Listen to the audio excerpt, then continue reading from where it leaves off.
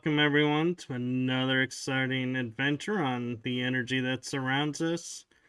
I'm your host, Michael, and tonight I am blessed to have a returning guest on, and his story is so amazing. I am so grateful that he is back on to share more information with us so that we can delve even deeper into this topic.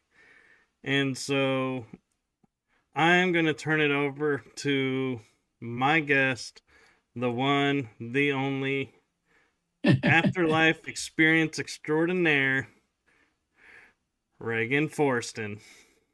Thank you, Michael. I love your intro. Is that new? Or was that, have you had that for a while? I love that intro. That is actually my fourth season intro. So, Yeah, no, it's looking good. I thought I should be wearing like a spacesuit or something, though. And here we are. I'm just sitting in my house. Um, okay, so when you think of a question, just interrupt me anytime, Michael, okay? Because I could go for hours and hours and hours on this topic. It's there's so much to it, and I'm glad. Thank you for having me back on again because I always love having the chance to make people aware of this amazing discovered process now that changes everything.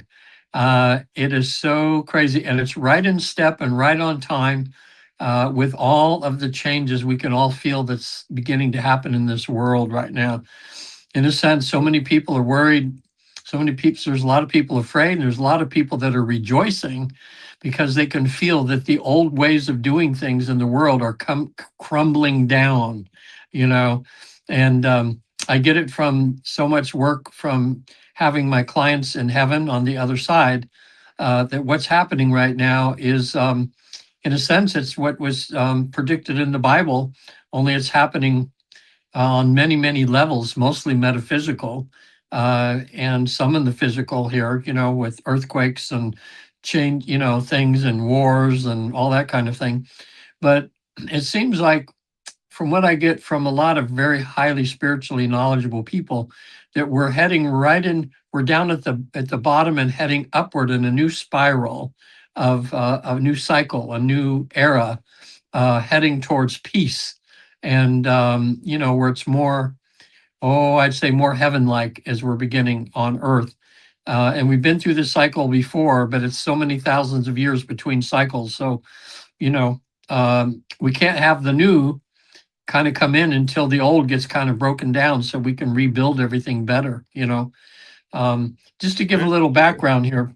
Yeah. Yeah, people, is that I work, one of the about 200, we have about 265 now, I think. I keep saying 250, but we've trained more facilitators. And the Michael Newton Institute, one of their facilitators, we now have about 260 trained facilitators working in 45 countries all over the world. And we found a way to have our clients get into a super deep state of relaxation. People would call it trance or whatever. It's more easy than people think. Matter of fact, it's about 90% successful the first time someone tries this. Something that we didn't know was possible until we accidentally discovered it. What it does is it allows people to transcend this world and visit the afterlife. I jokingly say it's like having a near-death experience without the death part. In other words, this is a scientifically structured way, drug-free way, easy process that allows people to discover what lies beyond. So there's all the talk, the aliens are coming, the changes are coming on everything in the world right now. This goes behind everything, so that people can see, go back to source in a way and look at it from there and look down and see everything that's happening in the world. Nothing to fear. There's, we've done about, we're heading towards 90,000. I always say 80 now because I know that's for sure, but we're doing more sessions all the time. So pretty soon we'll be at 90,000 people that we've have this, amazing experience. I've been 3 times myself. My wife's been 2 times. And what I want to do today, to be more specific, Michael, is I call it the 7 stations that we've discovered on the other side. and I'll go through them one by one to talk a little bit about them. But we're researching, so we keep pushing the boundaries of, what can we do? What can we find out? How much will they let us know there on the other side? So in a session, what happens for people that are listening, if they want to have a session, I send them homework. And in the homework, they'll do three things. Everybody has questions that if they could be in heaven or in the afterlife, wow, everybody's got questions they want to ask about their life. Why were they born? Why is the world the way it is? Some people want to talk directly to Jesus or Buddha or Muhammad. And anybody that's ever lived on Earth before, you can talk to over there. Even if they're reincarnated and they're somebody else in a body form here, there's always the higher self of each of you. Have a higher self over there. I got to meet my higher self over there. We all have higher selves, and that part is always in the afterlife. So in sessions, I've had people, I just had someone talk to Tesla. I had someone, well, of course, people talk to Jesus and Buddha and that.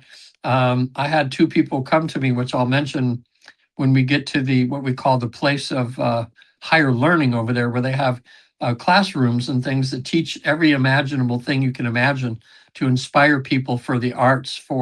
I even had a person recently that in a meeting found themselves in a classroom where they were teaching her how to be a better supervisor manager, because she had like 40 people under her, and they taught her how to be the best kind of manager, where you could come from the heart and get things done and be direct and be professional, but do it in a very loving way. And it was some very good advice that they gave her that way. A lot of CEOs could benefit from having that experience.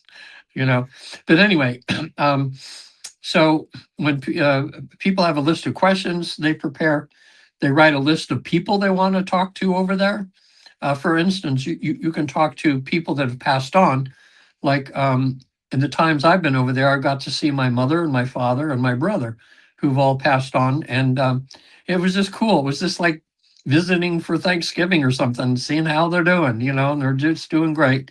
Only my mom looks like she looks like she's in her 40s instead of 94 when she passed on. She always shows to me as that young, vibrant woman that she was, that when I was a kid, they're just mom and dad.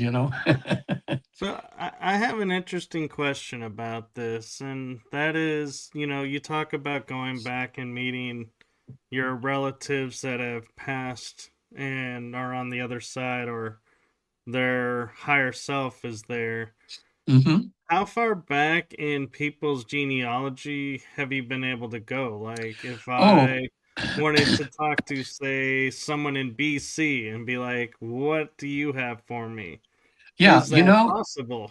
yeah, yeah. I would say so, because most of the people, what I do is, once they give me a list of people they want to talk to, which is usually, husbands, wives, siblings, children, grandparents, aunts, uncles, co-workers, lovers, uh, people that are currently in your life's play. Most people want to find out that first, because that's dealing with their life now. But a lot of times I say, well, look, if we have time, if we get done all the work over there and you still have energy, hey, let's have some fun and talk to somebody from the past. And I'm thinking now, I haven't actually, but besides people that would have been like Tesla, he would have been not too long ago. I'm trying to think of the psychic who was like one of the number one psychics back in the 50s and 60s. And they have people, he passed on, but they have a whole society for him now. Gosh, Edgar was Casey? yeah. I've had several people talk to Edgar Casey over there, but mostly they want to talk to Buddha or Jesus, and Jesus goes way back, of course, a couple thousand years. Right. Um, that way. But yeah, I would love to do a session for someone. It would be so cool if they wanted to talk to like Moses or something, you know, or oh gosh, who else would be good, or like Napoleon or somebody, and just say, hey, what the heck, Now, here's the thing, and this is kind of a mind blower, and I found more about this since the last time I was on your show. because it happened in the sessions. We're finding out on the other side now, there's no time and space, and everything is now. It's like all the lives that we've lived or ever will live, we're experiencing them like, in a timeline, but actually they're all going on at the same time. So Dolores Cannon, who wrote a book about Nostradamus, when she had a client in trance, she was able to have that person talk to Nostradamus as he was writing all of the things he was writing. And Nostradamus said to them, says, look, you're not catching me in the past. I'm writing these now, and this is what I mean by these things. So it's a good book to read about Dolores Cannon. She makes clear a lot of his predictions, about, because his writings are so convoluted and so, how I say, it's almost like they're in code or something. It's hard to, because he was seeing things from when he lived, and explaining things that the world had never seen before. So they came out, sometimes you have to kind of put the pieces together. But matter of fact, okay, since we segued into this, I'll tell you, because otherwise I'll forget. A client I had this last month, actually been about 6 weeks ago, he was in another country, foreign country, and he was bedridden for, 5 years now. And he had nobody in his life. He was living with his parents, but we found out in researching there when he went to the other side that he wanted to have a lifetime where he could see what it felt like to have no relationships. In other words, because he thought, relationships aren't that important. Why do we have them? And so he thought, well, let me pick a life. I'll go down and see what it's like to not have relationships. Boy, was he sorry what he signed up for. Because even his parents that he asked to be his parents, because you shall find out we usually choose our parents, they came from a soul group that was not even near him. So he hadn't had relationships with these other souls before. So they agreed to come in, just to mother and father him and that, but yet he didn't have any prior connection to that. So he was setting it up so he could see what it's like to not have relationships. In this lifetime, he has yearned, especially he's in his late 40s. There was 3 women that have come in his life that he just, wow, he just thought, boy, oh boy, I would just love to have a relationship with them. But all 3 of them were already taken.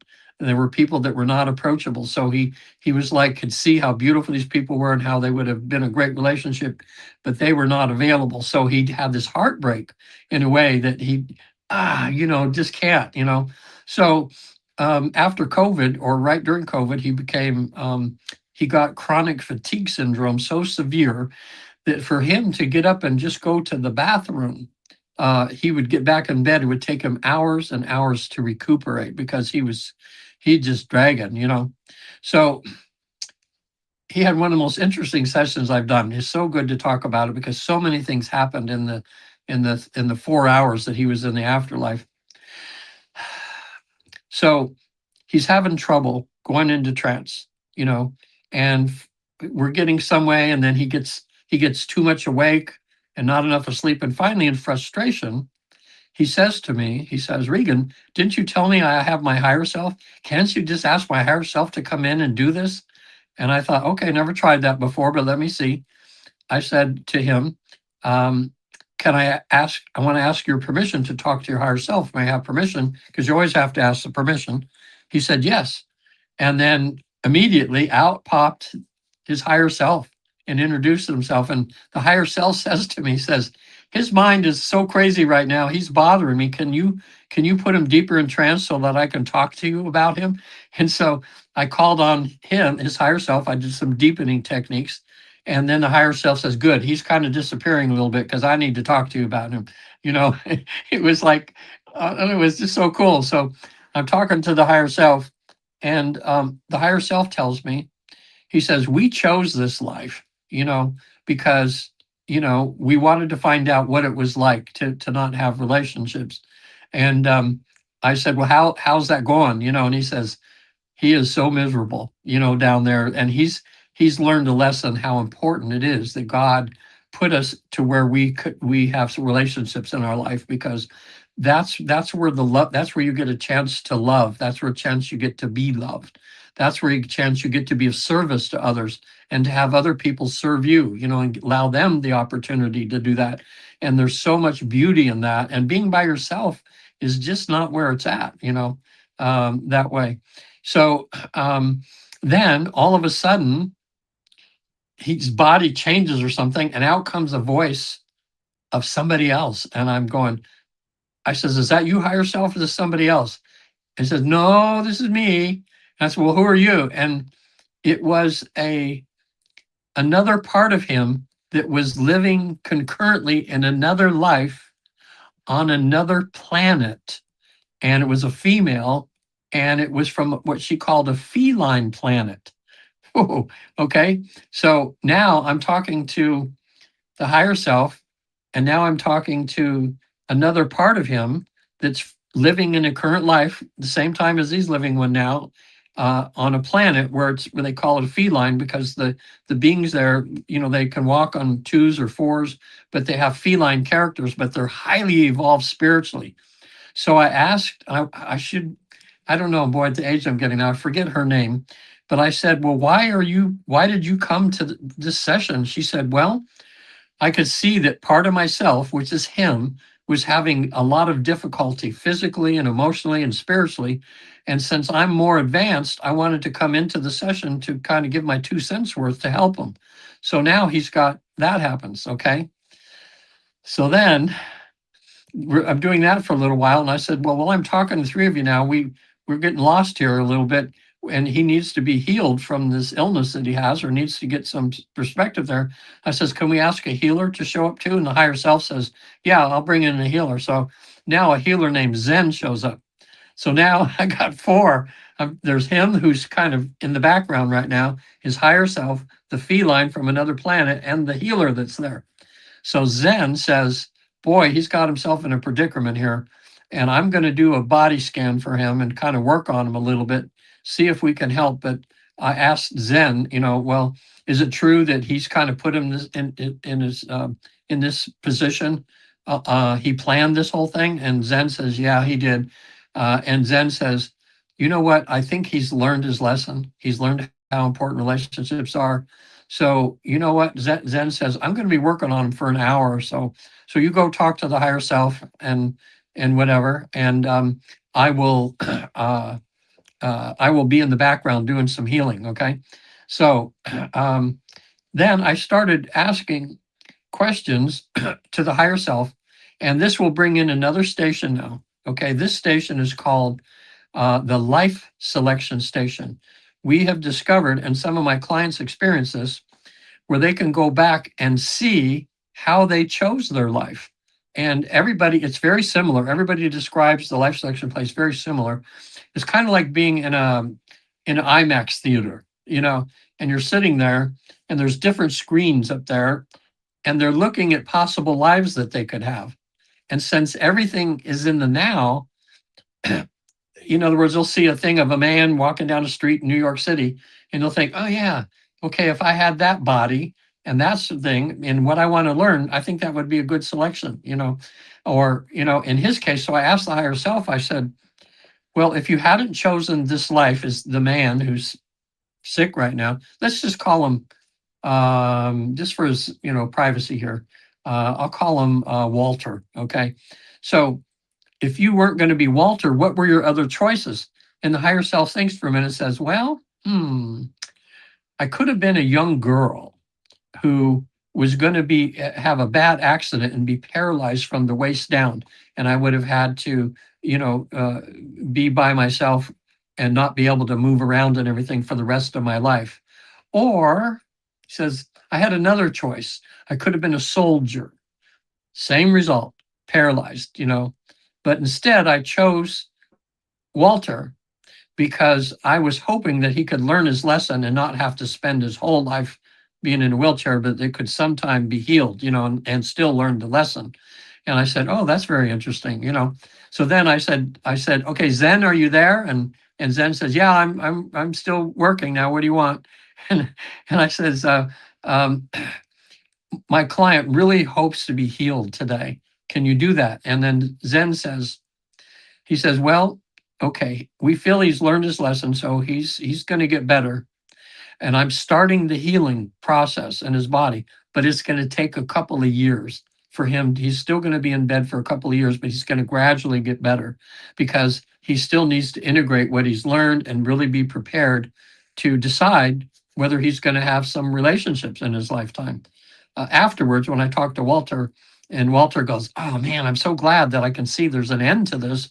But 2 years, and I said, well, that's what they said. So he's going to keep in touch and, we'll be able to know. So in that one session, so many things happen that generally, maybe one of those or two of those things will happen in a session, that way. So in the life selection process there, I've had a number of people go there. And I remember one of them was standing in line and there was other souls, there was lines of things. And it was almost like you were picking out personalities. They're saying, oh yeah, I'm going to have a little of this, I'm going to have a little of that, like a recipe, to be so that you could embody that in that body, because the characteristics that they chose that they would have as that person were all going to be geared towards having the best success at learning what they had to learn. There was one client before, actually, I keep talking about this thing was mine, but it was another colleague of mine. And he talked to me about this years ago, but I'll share that with you too.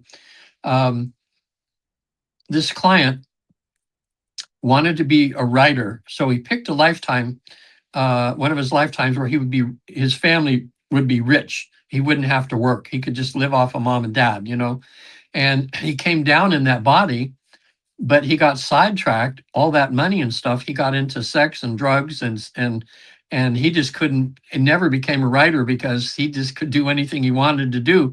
And he wasn't disciplined enough to be able to be the writer. So that didn't work on that lifetime. So when he went back, he says, okay, I need a lifetime where I'm going to be kind of forced to do this writing that I need to write. So he picked a lifetime where he would be a young girl. And at a certain time in that lifetime, he would fall out of a horse-drawn buggy and be injured enough to where he would spend the rest of his life in bed and be able to write. And that's exactly what happened in that lifetime. And we couldn't, as much as we tried to get his name right and see if we could look up some books that were written by him or by her, actually, because it was going to be a woman writer.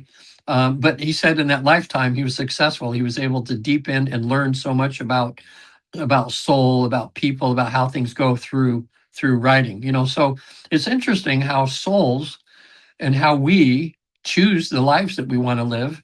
Most of us have like a contract, in a sense, to come down and experience different things. Most of the time, it's very simple. Like I can imagine when Gandhi was, not born yet, and he said, well, I'm going to go down and be Gandhi, and I'm going to change the world. Or Martin Luther King, imagine that, choosing that lifetime. Wow. But most of us, when we discover over there, because the list of questions you ask, the main question is, what's my mission? What's my purpose in life? What am I supposed to be doing? Okay. And they'll clarify that for you. Most people find out that they're right in the middle of their mission, but it hasn't been really crystal clear, that this is what their mission is. But now they go, oh yeah, now I can really get into my work and my mission. And, and sometimes they go, well, that's all that I come down here to do. And this one woman says, she said, well, I came down and my whole goal was to practice being patient. Okay, in her life. So she picked a lifetime where she would have a lot of kids, a lot of things. She was having to learn to be patient in her life. So I said, well, how long is this process of learning to be patient? She says, well, I've been coming into a lot of lifetimes, about 500 years, So that shows you how difficult it is sometimes for us to learn to be perfectly patient, in other words, to be godlike in our patience in a way. And I don't know if we ever get there, but we keep, learning little by little by little, that way. And I'm kind of interested in your thoughts of, when we, are learning about contracts or lessons that we, pick to learn. If we get our, kind of like a sideway awareness and we're like, oh, I've kind of learned this now. So in the afterlife session, when we're talking with them, can we go, oh, I've actually learned this through this, so can we erase this contract out and maybe sub in another one or take That's a a break? great question. That's a great question too. Now, in my experience with the 500 of these that I've done, somehow we haven't kind of got into that. But from, excuse me, excuse me, sorry, folks. So, but I have had psychics, mediums, who are friends of mine who talk about people rewriting their contracts, and sometimes, yeah, they learn their lesson sooner than they thought, and so they want to know, well, let me see what else that I can do, and a good friend of mine who's a very good medium. I did a podcast with her for 3 years. Every Wednesday for 3 years we were on there, and boy, she was amazing what she could do, and she talked about having her help people to rewrite their contracts. Now, here's an interesting case. This isn't mine. This is one of Dolores Cannon's. And for the people listening too, I'm certified with Michael Newton Institute as a facilitator, but I'm also certified with Dolores Cannon School of Quantum Healing Hypnosis. And you know, Dolores Cannon and Michael Newton were contemporaries of each other. They didn't know about each other until they discovered it, but they were both doing the same thing. And what was beautiful about that is once they knew each other and they found out what was happening, they found out, okay, in this research, it's not just him. There's somebody else having the same kind of things happen, that way. Dolores Cannon has about 18 books out there. She spells her last name Cannon. If you're looking it up, anybody watching, there's about 18 books. She's the one that wrote the Nostradamus book. She also wrote a book called Jesus and the Essenes. Now, as we're talking, see these things come, we're going to go on all these little segues, which is pretty cool. So I never know what's going to happen. But Jesus in the Essenes came about because she had a client who came in one day for go to a past life regression and see some healing. He found himself as a Jewish person in the Essene community. And it turned out, he found out in the session that he was a teacher of Jesus and St. John the Baptist. Well, she was so in awe of that, like, wow, that's pretty cool. She asked him if he would come back for subsequent sessions so they could delve more into that lifetime. So he came back for a bunch of times, and every time they would find out more and more. And what was fun, one time she had him describe the Essene community, like kind of lay it out so she could see where the meeting hall was, where the eating hall was, where they slept in that. And a number of years later, when they dug up what they think is an Essene community in archaeology, everything was just like he said it was, so it gave her more proof that this was probably real. But he describes Jesus's early life as a child and how different John the Baptist and Jesus was. John the Baptist was a little more like ADDHD, kind of kid. Just yeah, and Jesus was a little different than that, and all the way up through the crucifixion. So the book is a good one. It's called Jesus and the Essenes for people that are, want to get another take on the life of Jesus that way. So, where were we? Okay, back to the contracts part.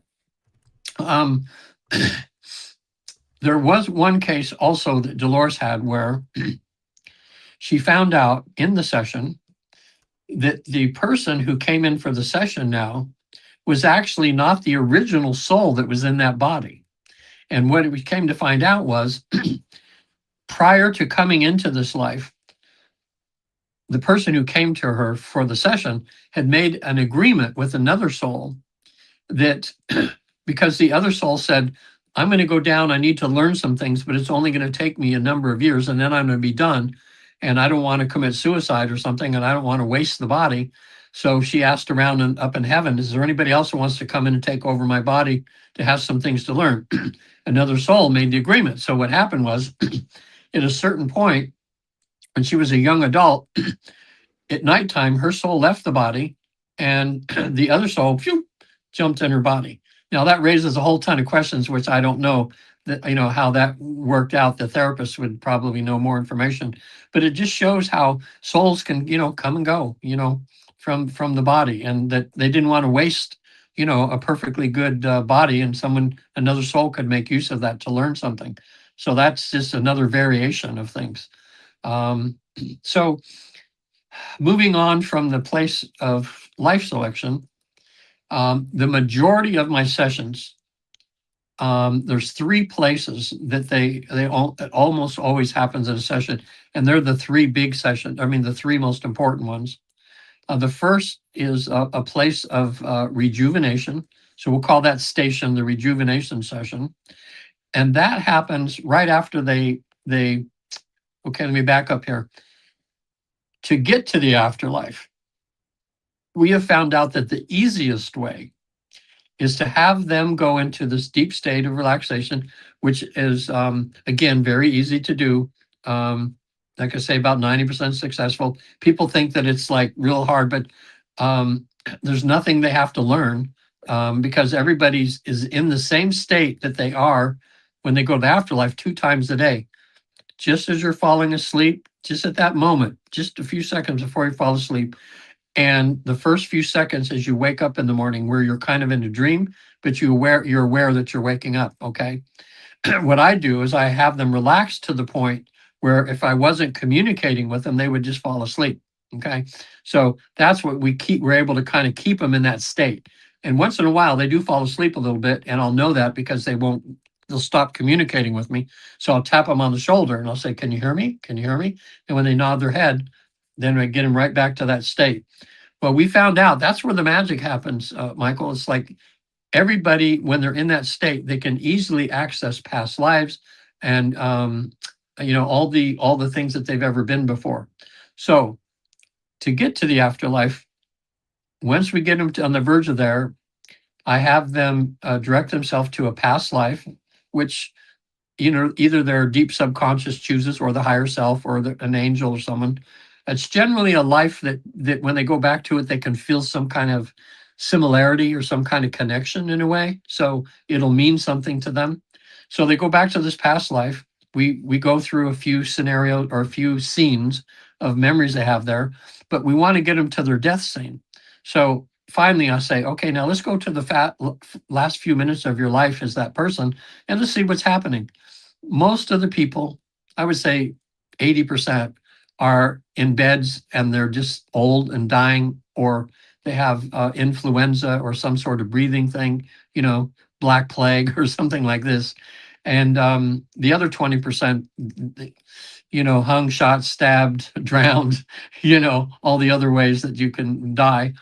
But they're kind of in that body, but yet part of them knows they're going through this process. So it keeps them from being re-traumatized, so they don't have to worry about that.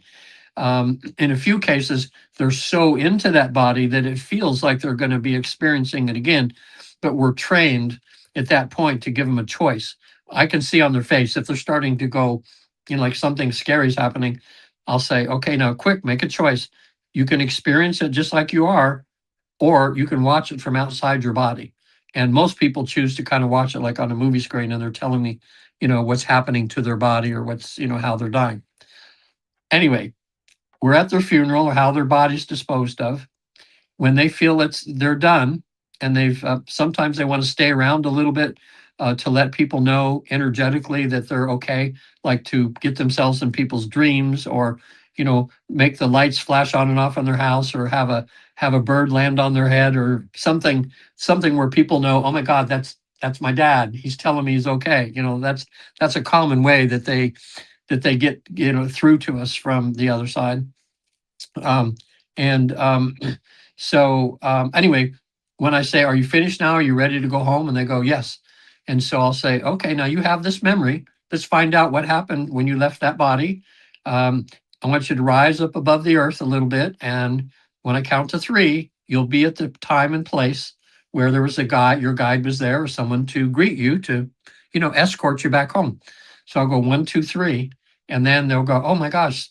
And there's a guide there or an angel, or sometimes it's a parent that's passed on, like a mom or dad who's there, and they will escort them to where the guide is or something. But they always, most of the people meet their guide face to face, get their name. They'll find out that the guide's been with them for many, many lifetimes before. It's like a homecoming in a sense, oh my gosh, there's my guide, my friend, kind of thing. So the first thing I ask is, now my client just had a rough life. They just finished and they could use a little R&R. Can you take them to a place to be rejuvenated before they go back home? And instantly they're there. And I'd ask my client, is it inside or outside? And they start describing these beautiful places, Michael. Oh my gosh. I'm just seeing them in my mind because they're describing to me. But man, it's like the ultimate spa. Generally there's water involved somehow, like waterfalls sometimes, or pools of water. Water seems to be a cleansing thing, that they have. So then I'll say to my client, I'll say, okay, I'm gonna be quiet for a little bit, and I want your guide there or a healer that happens to be there to take you through the process of being rejuvenated. And when you're done, then I want you to speak up and tell me what you're experiencing, because we record all this. And so much happens, Michael, that they're aware the whole time, but it's just too much to remember because there's so many fantastic things happen in the time that they're on the other side, which generally ends up being 2.5 to 4 hours. Generally, it's different for everybody. Some people, it's have a lot more they have to get done over there, but usually 2.5 to 4 hours on an average on the other side, in the hypnosis part anyway. So then in this place of rejuvenation, and now I'm getting a thought here that I should mention this. I can't tell you how many healings have happened, emotional healings from people that come to me that have a lot of trauma in their lifetime.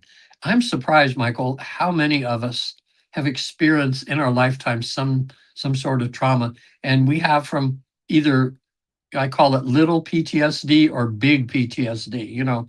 Some people it's just something, maybe they were in an accident or something at some point in their life that caused trauma, and they still can't get in an automobile, or when they think of it, they still cry because it was so traumatic, or they almost died. Other people have horrific, oh man, Michael. I mean, if I'm in a mall sometimes and I'm just watching people watching, and I'm just seeing all these people walking by and knowing that a whole bunch of those people are holding in a lot of trauma that they've had in their life sometime that's never been dealt with before. Okay. So I'll give you an example. Since the last time I was here, I think I don't think I mentioned, if I speak something that I mentioned last time, mention that I already told you that, and I'll switch to something else. But it was so impactful for me to see what the possibilities are of having these sessions. Okay, so this woman came to me, and there were 7 times in her lifetime when she had been violated, okay, physically or sexually, okay, at different times in her life, beginning when she was 5 years old until now she's in her 60s. She was in the military at some point, and a few times happened there, okay, which were very serious. So we're at the place of rejuvenation, and the healer's there to have her go through this process. And I said, hey, let's find out if we can do something here. I said, is it possible for the other 7 hers who were abused to show up for healing? And the healer said yes. And immediately I says, are your other 7 selves there? She goes, yes, they're all here. So she was seeing her 5-year-old self and her teen self and her military self and all this. And when you're in that state, you don't question it. It's just real because it's natural over there, Michael. So they're all there, and it was so beautiful. I says, now you guys need some healing, and you're the oldest now. You're the one that has the wisdom. Okay, so I want you to be the mother to yourself, to these other 7 selves of yours, and go through the process of trying to heal those parts of yourself. Okay, and so I said, I'm gonna be quiet for a while and just enjoy. Tell me when you're done. So about 10 minutes later, I just checked in. I says, can you tell me what's going on? She says, yeah, we're all in this beautiful pool, this healing pool. It's like, she says, we're all circled in this pool, all holding on to each other and all just feeling ourselves just being healed.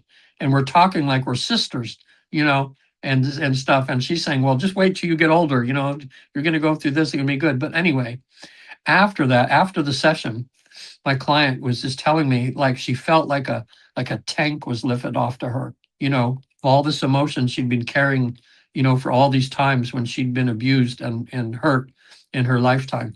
And I've had that happen over and over again, especially most of the time it's someone at 5 or 6 or 7 or 8 when they're just little kids and they've had abuse or something, and they're able to take that younger part of themselves into a place of healing that way.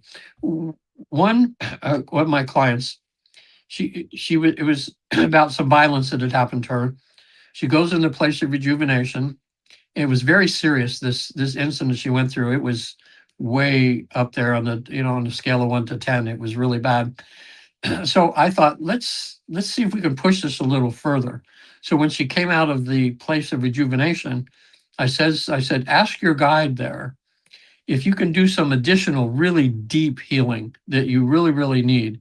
And the guide says, yes. All of a sudden she's in a cave. Okay.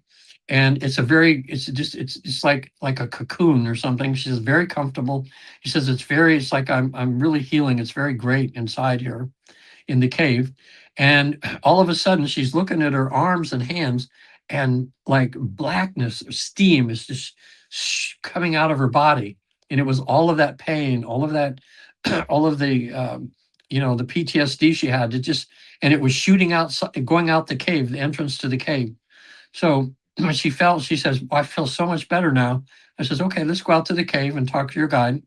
So she walks out. The guide is standing there smiling. Actually, it was a female angel, I believe. And there was an emblem around the angel, and it had a see-through like heart, and it was filled with all of that blackness that came out of her. And she goes, "Oh, I don't want my guide to take on all of my sickness there." And the guide says, "No, it's encased in here. It's safe." So it was it was just a beautiful way of her seeing how loved she was, how they want to heal you on the other side, how that angel that had all of that blackness that came from her encased it in her heart. And she says, now I want you to wear this because you're totally safe. It won't hurt you anymore. But it represents, your badge of honor, what you've gone through to become the person that you are. Wow. I thought, man, I'm so glad we just pushed it and wanted to go one step further because, that's what I enjoy in these sessions is finding ways of having things happen that we haven't done before. And there's endless ways. I'm just keep finding more and more ways. And it's so neat. So that's the place of rejuvenation that people get to go through. I've had some people, they're there and there's like a waterfall, and they are instructed to put themselves under the waterfall. So they're there. And I said, is it water? And they go, no, it's light. It's like a waterfall of light with all the rainbow colors just coming through them, purifying, cleansing, cleaning their body. And sometimes they'll say, no, it feels like it's wet, but yet it's light. There's different feelings for people that way. So a lot of things can be done at that place. Now, once we're done, yes. I have a question before we leave the rejuvenation center, and it's something that I kind of have a curiosity in the back of my mind. Like, we go through life and we get injuries where we have like metal or something in our body, or alternate forms of, prosthetics, so to speak, or a surgery done so we're no longer able to do this. But in doing the work and talking with ourselves and going through this rejuvenation, can all of that be altered?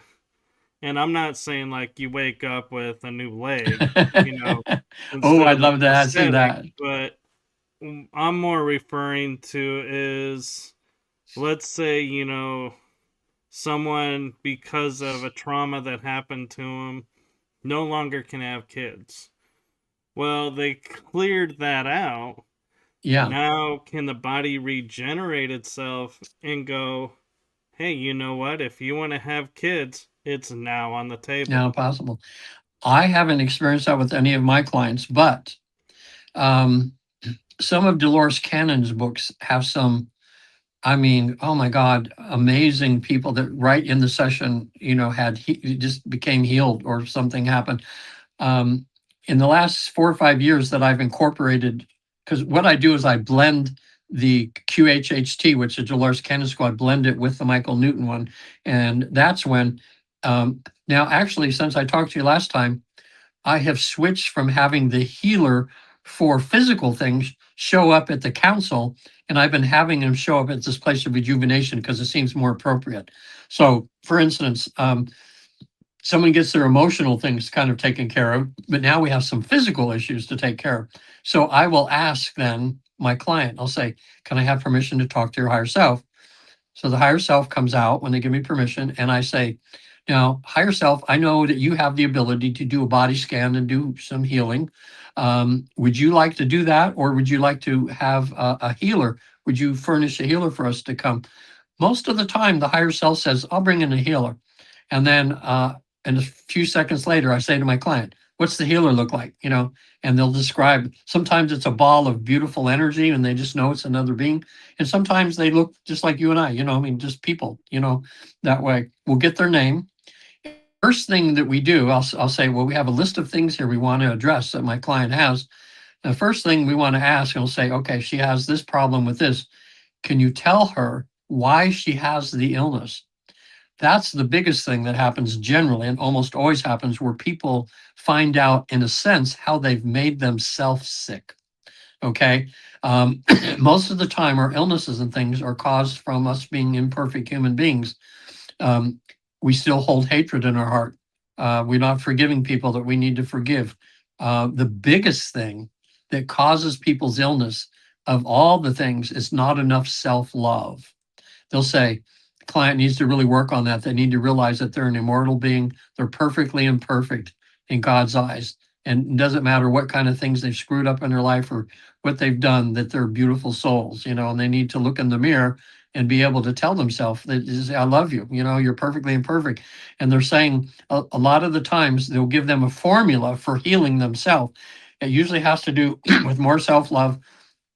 Maybe there's somebody that they hate. They says, okay, it's up to you. You can go on ways and try to learn to do your best to forgive those people and to forgive them, and get that hate out of your aura, in a sense, and that'll happen. So sometimes they'll give the clients a formula for how they can get better, and reverse it. And usually they'll say, the healer will say, okay, I'm going into the body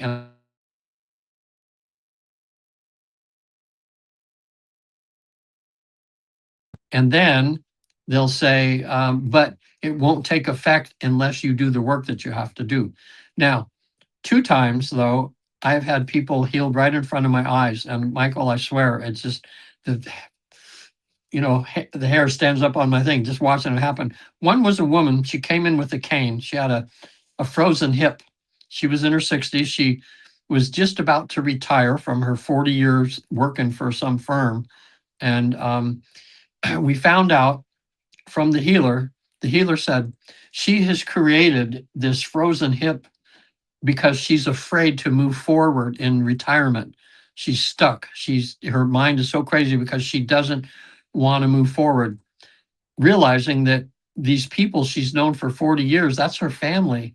That's her work family. She's going to lose them all when she retires, and her husband's retiring. She's going to be spending more time than she wants with him. And she realizes, says, I'm not making him breakfast every morning, kind of thing. So they said that she's just so afraid of moving forward. Her mind has kept her from walking, because she can't move forward. So they talked to her for a little while over there, had a conversation. And then the healer says to me, I think she gets it.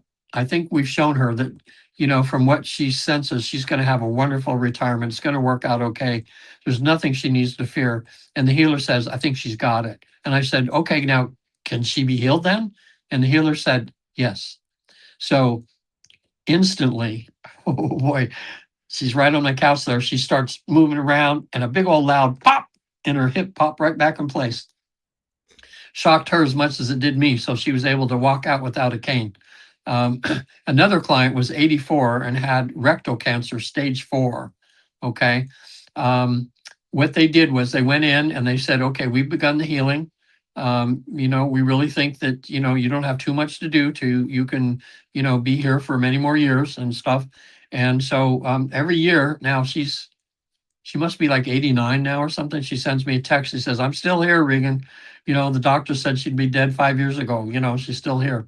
So um, that's, I tell people too, anything can happen over there. But in the Dolores Cannon books, there's story after story after story of miracle healings. Of course, those are from thousands, and she's picked out the ones that have actually, experienced a healing, that way too. Now, here's a case that was very interesting too. Of the type of healings that can happen from having these sessions. So a woman came in, she had a birthmark right here on her neck, of just a line right here. She found out in a past life she was hung, as a witch. Okay. And so having that realization when she came back, she goes, whoa, I was like a medium back in those days and I could tell the future and I got hung for it, I got killed. And in this lifetime, she was a medium, but she could do it without.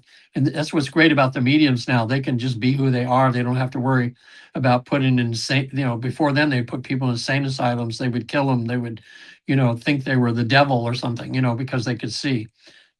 So anyway, a couple of years later, she sends Dolores a picture of her neck and that birthmark had disappeared, been there all her life. And then just having that awareness of what happened somehow changed her physical body, something in that, that disappeared. Here's another segue though. The University of Virginia has been studying children who remember past lives. I might have mentioned it on the other show. I usually try to because it's very interesting. And people, there's a book by Jim Tucker. It has before in the title. But if you look up Jim Tucker before, it'll come up there. It was published 3 or 4, maybe 5 years ago now. The university has interviewed children who tell their parents that they had another life before. Like, oh, you're not my mom and dad. My other mom and dad are so and so. Well, they would send a team to interview the children. The children would tell all they could remember. And then they sent people out to see if they could verify what the children said. And they have, I think, several thousand cases now over 40 years. It's 50 years now, I think. And they published their research. And it's all these ones where children said this stuff. They went, found out, yep, there was people named this. This is how the person died, just like the child said. It's just more and more proof, for people that are still not believing that, we're more than just this, and we've been around for a long time. Speaking about the reincarnation now, Michael, the best way for people to approach this, instead of looking like, we have all these, that we have all these past lives, it's better to look at it how the research shows. Research shows we're born one time, not here. We're born over there. In other words, God created us in heaven or the afterlife. What we're doing as soul is we're choosing to have experience. So we choose to come down and have experience as different people, as different lives than that, to kind of, it's like going to extra credit or grad school to make the souls even more loving and more godlike in a sense. So you have one life with many bodies. That's a little easier way to understand it rather than the opposite, that way. So, when people start looking at it like that, they go, okay, I can go that. It does say in the Bible that in the womb, God already knew me. I forget the exact quote, but it's like, there's a thing that says in the womb, God already knows you, because you're created on the other side. Okay. And that segues into a couple of sessions I had where people, when they got into deep trance, they went through the tunnel out to the other side. They were not in other lifetimes. They found themselves back to source. And the best way I can explain it is they felt like godlike, eternal, like they were a piece of God. I mean, no body. They were conscious part of God, like a pebble of God, and or like say one thread in a big tapestry, okay, that's part of the whole thing. And in those cases when that happened, um, they'd end up not being disappointed that they didn't go to the council, they didn't go to the soul group or anything. Their whole session was just experiencing what it was like when you go all the way back to the very beginning. And they don't want to come back. Sometimes it's like they go, oh my God, they're just saying this is the most love I've ever felt in my life. I feel like I can just feel there's zillions of souls all around me, and I'm part of them and they're part of me. um, you never know what in store for you, but everybody kind of has like all the sessions are very similar, but it's like a template, that you can put everybody in where they have these different things they do. But because every soul is at a different stage of evolution, every session is amazing. And it's like me, reading a new book every week, and it's about someone's life, and it's like just fascinating, that way. So I have an interesting question, and it deals with, I know there are people who experience such a huge trauma that they're like, I can't ever forgive this person for this. And I'm wondering if there's a way they can go in the afterlife and heal the trauma, and they don't necessarily have to forgive that person or even deal with that person. So can they still do the healing work and get the healing and the blessing without involving that person? Yeah. I've not experienced that. That would be like a shortcut. It would be nice. Most of the time, because the learning comes in, you suffer the abuse that happens. And then to make it go full circle, you finally wake up to what that abuse has taught you. Now, you're never, in a sense, forgiving the act that person did. When you forgive someone, you're not saying, "Oh, it was okay for them to do that to me," in a way. That creates their own karma and stuff like that. But what you're doing is saying, okay, I had this experience or whatever. I'm not going to let that define my life anymore. I'm going to forgive that person because I need to be healed. Um, I had a gentleman recently. He was a doctor from San Diego, and he had a really bad relationship with his father. And so he's on the other side. We find his father, and I say, now, your his father is still alive. I says, you have a chance right now talking to your father's higher self to work things out. And he's in trance, and he goes, no, I'm not going to do that. No, no, no, no, no, no. And so I said, okay, let's just talk about this for a minute. You're never going to find a safer place. I said, you're in a safe place right now. Nothing can happen to you. And you're going to be talking to a better part of your father than the part that's on earth here. And he finally said, okay. So he went over, he's talking to his father for a while. And his father was telling him, said, son, what you don't realize was you asked me to be this kind of father when I came down because you needed to learn certain things. And I can't remember exactly what that was. But afterwards, when we were talking, he realized, wow, you know what? I have become a better person because of that abuse I went through, because that caused me to do certain things in my lifetime where I ended up having more compassion towards people and more patient towards people, because when I realized, how difficult this was. And there was a few other lessons in there, and I'm sorry I don't remember those right now, all these things going on. But then I said, now, can you forgive your father? You're right there with him now. Or can you begin to? And the most he could do was, he says, I will begin. And I says, okay, ask your father if you can do a handshake, saying you're both going to work on it. Both going to work on improving your relationship from this time out and letting bygones be bygones. And so hopefully by the time your dad passes, that you will have been through this process. And that's what they're doing right now. So he's slowly back in the physical world now, and having his father enter his life and beginning. He said it's a process. It's not.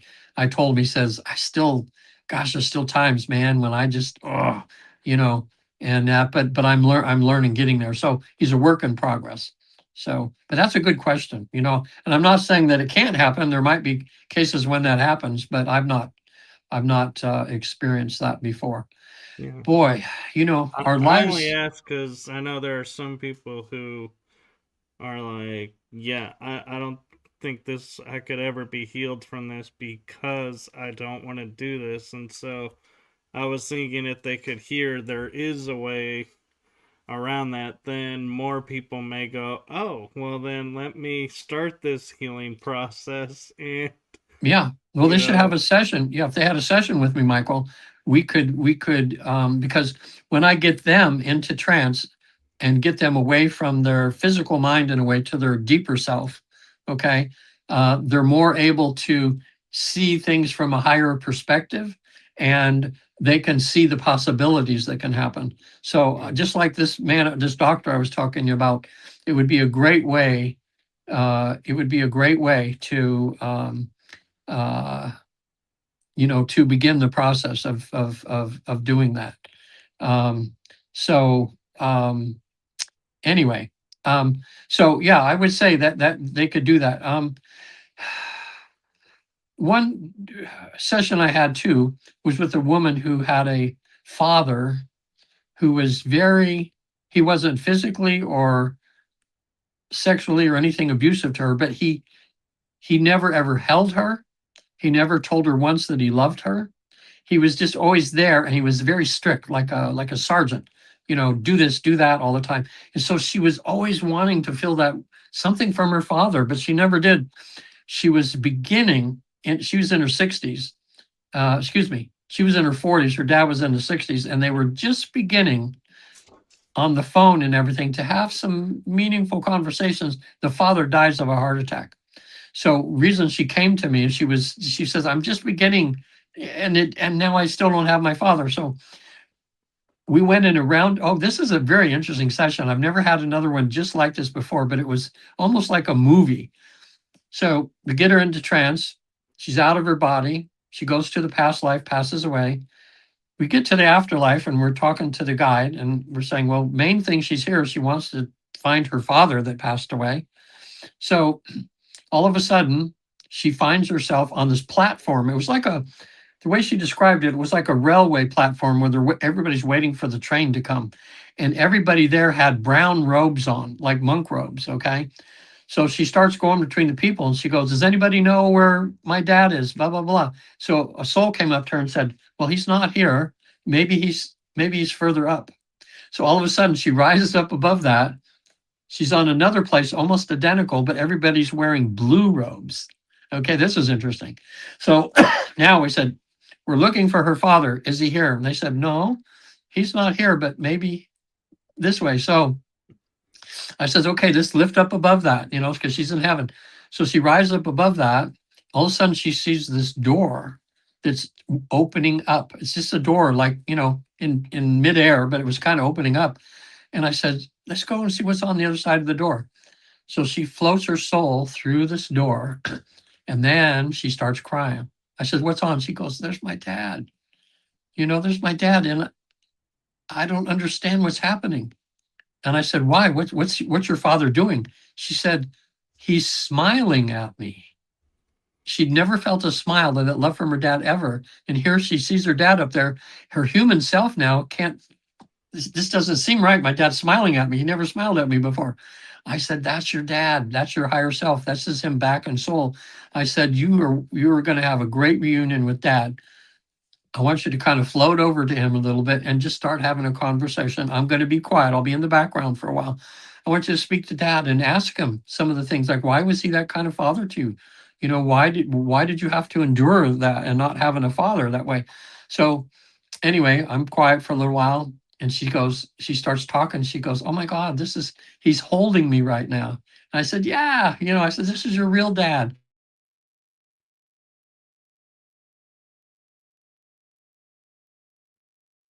Your audio cut out, Regan. Oh, sorry about that. Are we back now? You're back. Okay. So he says to her again, he says, daughter, you told me when you wanted me, you picked me to be your father, and you told me that you wanted me to be the kind of father that would be alienated from you because you wanted to learn in this lifetime how to set boundaries. you wanted to learn to be a strong woman because you other relations you've had in other lifetimes, you've been so codependent on everybody. You wanted to come down and learn to be, your own boss and learn to do this. We're talking about it after the session, and she says, uh, I've become that woman. She says, I'm good at setting boundaries. I can do anything on my own. I love my life. I've done good. And she's realizing that wouldn't have happened unless she'd have been alienated from her father that caused her to make certain choices in her life to become a strong woman and everything. So it was so healing in that session. She was smiling on her way out. She goes, "Oh my God, now when I think of my dad, I'm seeing who I just saw, rather than who he was before." So that's another way and another beautiful story of healing that can happen over there, Michael. Um, Now, how long is your podcast? How long are people listening to this? How long does it go? I usually tend to go an hour and a half, but Okay. if we're in the middle of something, I'll push it longer. And I've actually done 2 hours Yeah. or a Okay. little bit over two, so don't Well, feel rushed. You got okay, time. good. Yeah, because I'm saying, as you can see, and as things happen here, we go on these little segues and I love talking about some of these cases, and I always do it confidentially, because most people don't care. They say, "Oh yeah, I'll tell anybody about it," but I just want to be sure that their privacy is that way. So sometimes I'll change the circumstances slightly, or the country they're in, or something like that. But it's good for other people to hear, because when people are hearing these stories, they're thinking right now, people that are listening, and they're thinking about their life. They're thinking about the trauma they might have had, or the difficulties, or what the heck did I sign up for here? Or they're like, no, that can't be possible. I would have never signed something to come into this life and have to put this up here. But people, time and again, they find out that, this was all, part of the experience. But once you realize that you're an eternal soul, that you never die, all of a sudden you go, okay, maybe I can get through this hard course right now. So when I went the second time and I have my counsel again, I said to the council, I said, why are you allowing us to do this? This is so awesome. I mean, people are like getting transformed by coming and seeing heaven for a few hours. And my main council member, who was a Chinese master or whatever, his name is Late C. And he had just actually, I'm seeing him in my mind now, because when I was there, and it was such, when he looks at me, his eyes are so full of love. You get love bombed, and you just want to laugh, because he's just got so much love coming from him. And I remember when I came the second time there, and he's sitting down, and then he stands up and he has a new robe that he's showing me. And he stands up and he's like modeling it for me. He says, "What do you think? How do you like this?" And it was like a Chinese robe that was mostly, the back was red, but there were black, and it was all these intricate designs, like artwork that was on him there. And he was just laughing. He was playing with me there or something. So I said, "Let's see." I said, "Why are you allowing us to do this?" And first of all, he says, "We want to thank you, Regan, for bringing people here, because and everybody else in your organization that's doing this, because this is really important for people. Three things we want people to learn in their sessions, three main things. First of all, to prove to people that heaven is real.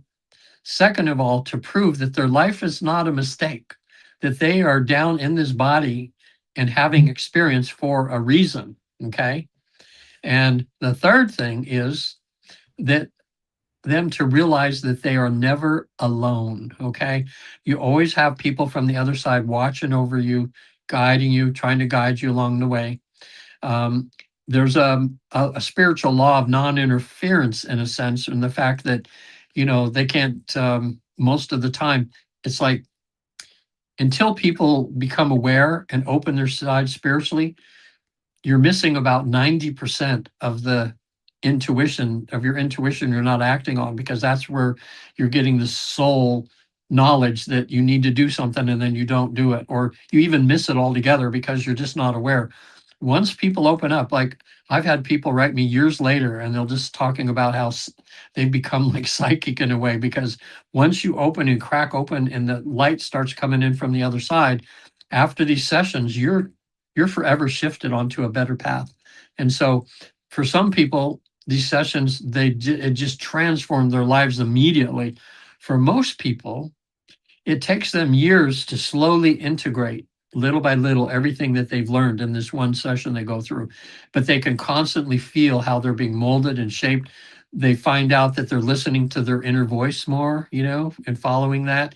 But hundreds and hundreds of God sightings happening where they'll need something, boom, all of a sudden something will happen and there it is. We've all kind of seen those. You've probably had those in your life, Michael, sometimes where, in a way you're kind of in a sense praying, oh gosh, I need this or that. And then all of a sudden there it is, Yeah. that way, or you manifested it, So that's what's good about these sessions. So besides that, people get healing. They get to reunite with people. So, people that have passed on, oh boy, and we talk about the higher selves of people. I'll get into that in a minute. That's a whole other wonderful kind of thing to do. So all those things are possible. Okay, I guess I should talk about that now. Okay. One of the highlights for people in the session is not only talking to people that passed on, the higher selves of people still alive in their life, even pets. Oh my gosh, people that have had pets that passed on were like their children. They're in grief. So many people are so close to the pets, and that we usually outlive our pets, so at some point you have to, take them to have put down because they're so sick, or they just die. And people are devastated. Those are loving souls in those bodies that they're so close to. It's losing somebody important.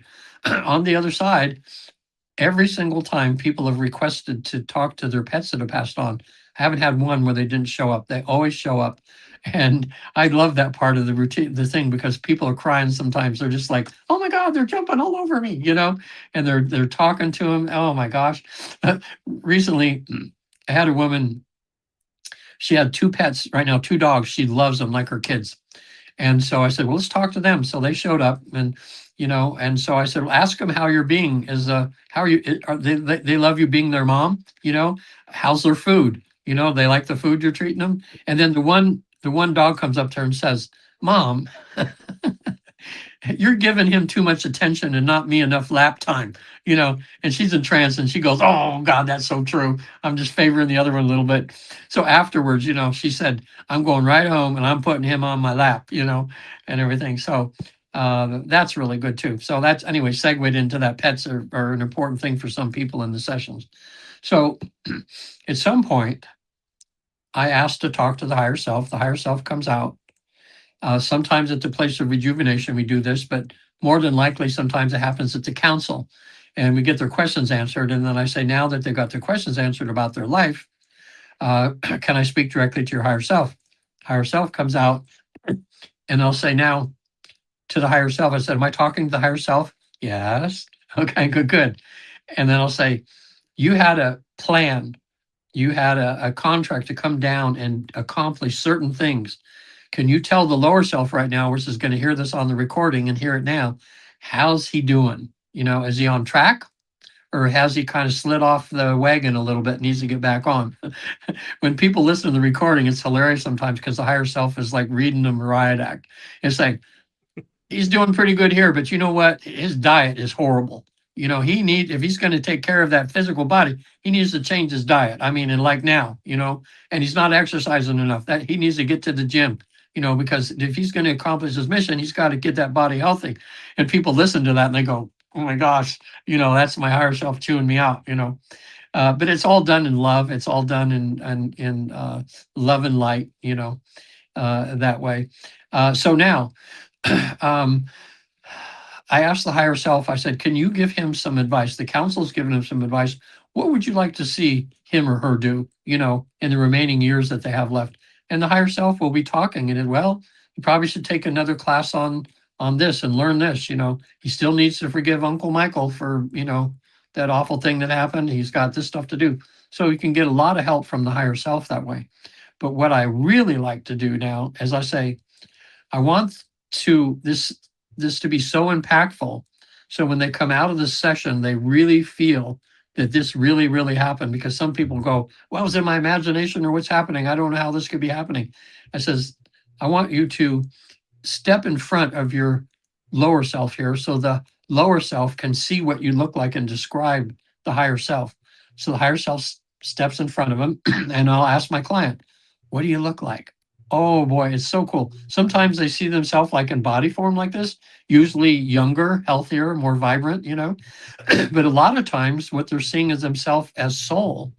And what we found out when we are back to the basics, who we are, we're just balls of energy, Michael. Different colors, swirling energy, conscious energy. And so sometimes they'll say, "Oh my God, I'm swirling this purple and yellow and green." It's so wow. And so then I ask the higher self, may your lower self have permission to walk into you to see for just a moment what it feels like when he's back home totally into his higher self. Higher self always says yes. So I say 1, 2, 3, just kind of walk into your higher self. So when they do that, oh my gosh, I love their reactions sometimes. I had a good friend of mine, I've been trying to do a session for him for years, and he finally said, okay. I said, I'm gonna do it for you for free because we're best friends, okay? Oh my gosh. He's there when he walked his higher self. I'll never forget. He was almost yelling so loud. I could not. He was just going, wow, my God, wow, oh, wow. It was like he just felt that energy. I says, do you feel more whole now? And he goes, yes. Do you feel like you have more kindness in you? Yes. More compassion, more patience in you? Yes, yes, yes. And he didn't want to leave. He goes, do I have to leave? And I go, yep, you got to leave. You got to come back out of your higher self because you got work to do. But it's that's the extreme that I've seen in reaction. But usually people say, oh man, oh, I just feel so good. I don't have any problems, do I? I said, nope. You know, and then I'll put the post-hypnotic suggestion into their brain, and I'll say, okay, when you come out of this now in the next few weeks and going on and for the rest of your life, when you have a problem that comes up in your life, first of all, because you've had the session, you're going to know that you're not being cursed. This is an opportunity to learn something with that problem you have. So look at it as a learning experience. If you're having difficulties, I want you to close your eyes, remember, and put yourself right back in your higher self again, and just stay there in your mind for a little while. And then make a decision, okay? Because you know that when you're coming from your higher self, you're more apt to make the correct decision, to make a more wise decision and a more loving decision. So I'm just hoping me putting that in their, in their consciousness that that's going to happen, So that's something that I've added in the last year. And I thought, hey, why not do that?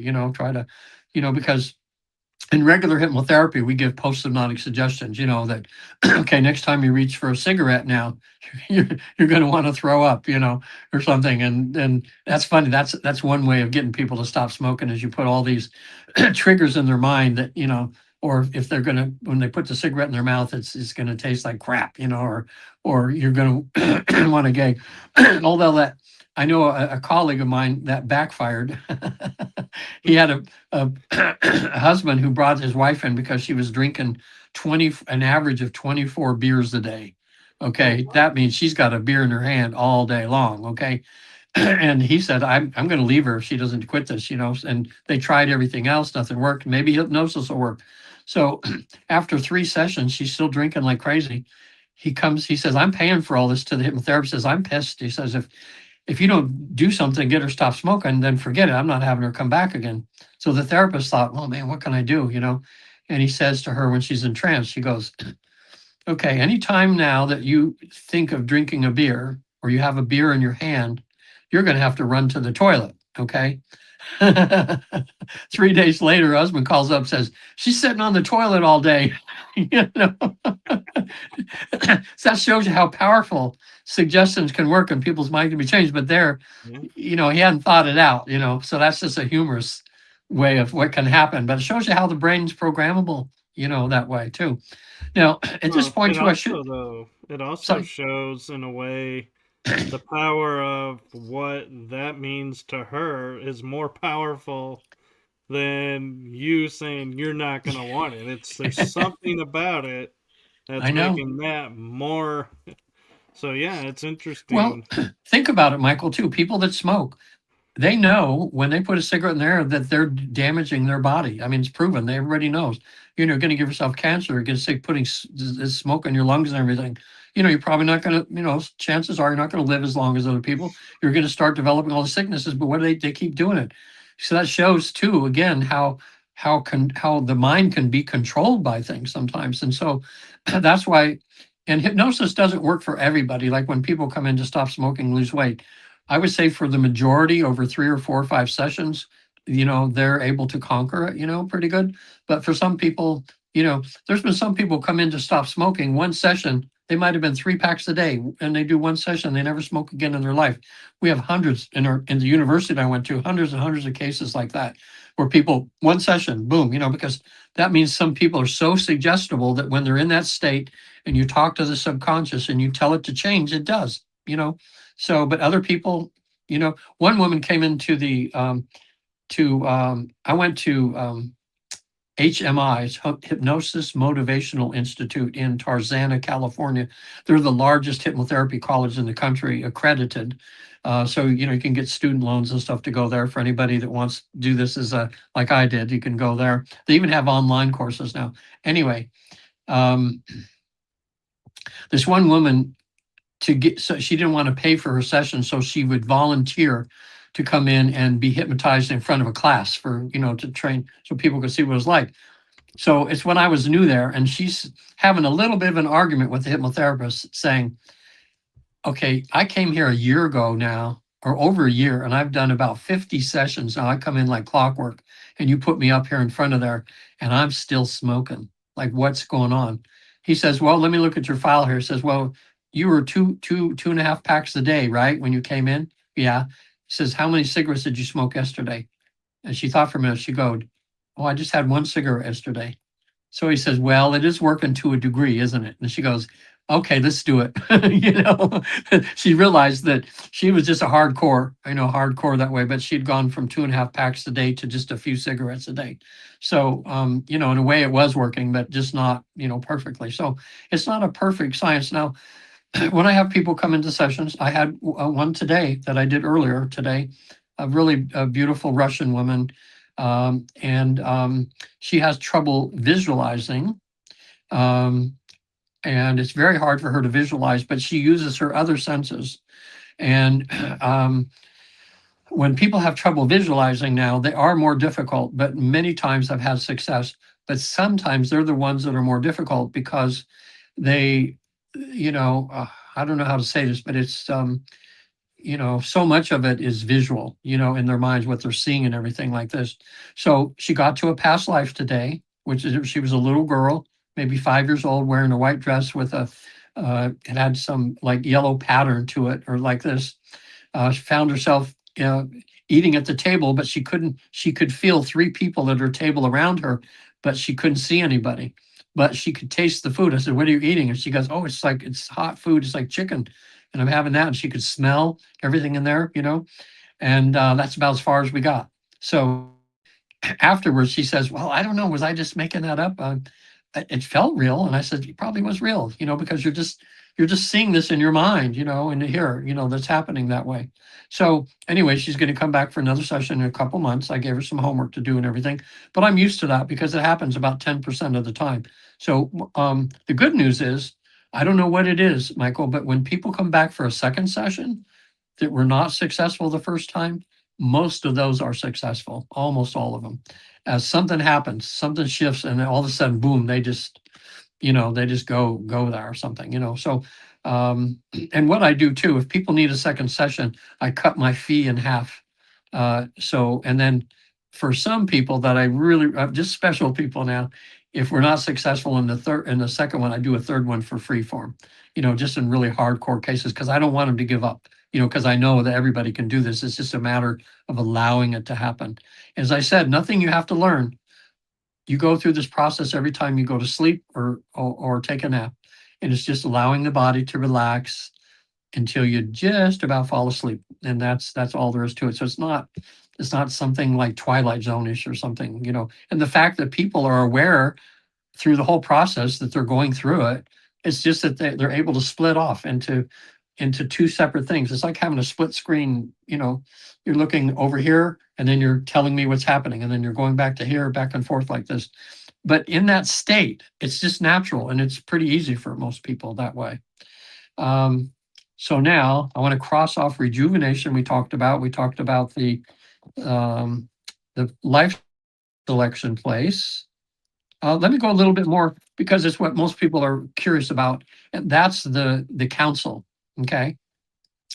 Now, almost up to a person, everybody has had a counsel. It just seems to come with what they plan over there. They want people to get questions answered that are bothering them, questions to help them to clarify what their mission is, what their life's all about. So they're more than happy to answer any questions.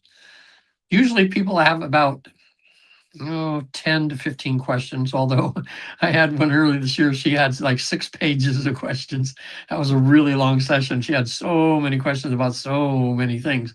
But mostly people want to know, what the heck, why am I here? Why did I decide to do this? And what am I supposed to be doing? You know, and am I on track or off track? How many lives have I lived before? What's my degree of spiritual understanding of the whole picture? Am I just beginning? Am I intermediate, or am I more advanced in my understanding of things?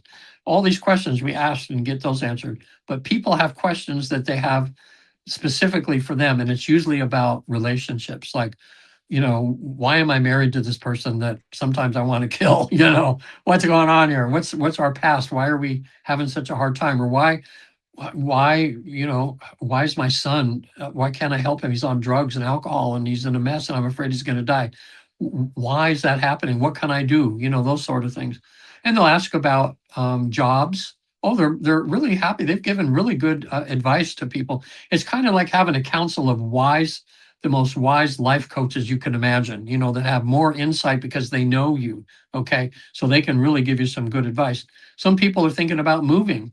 Now, sometimes, well, I would say 25, 30% of the time.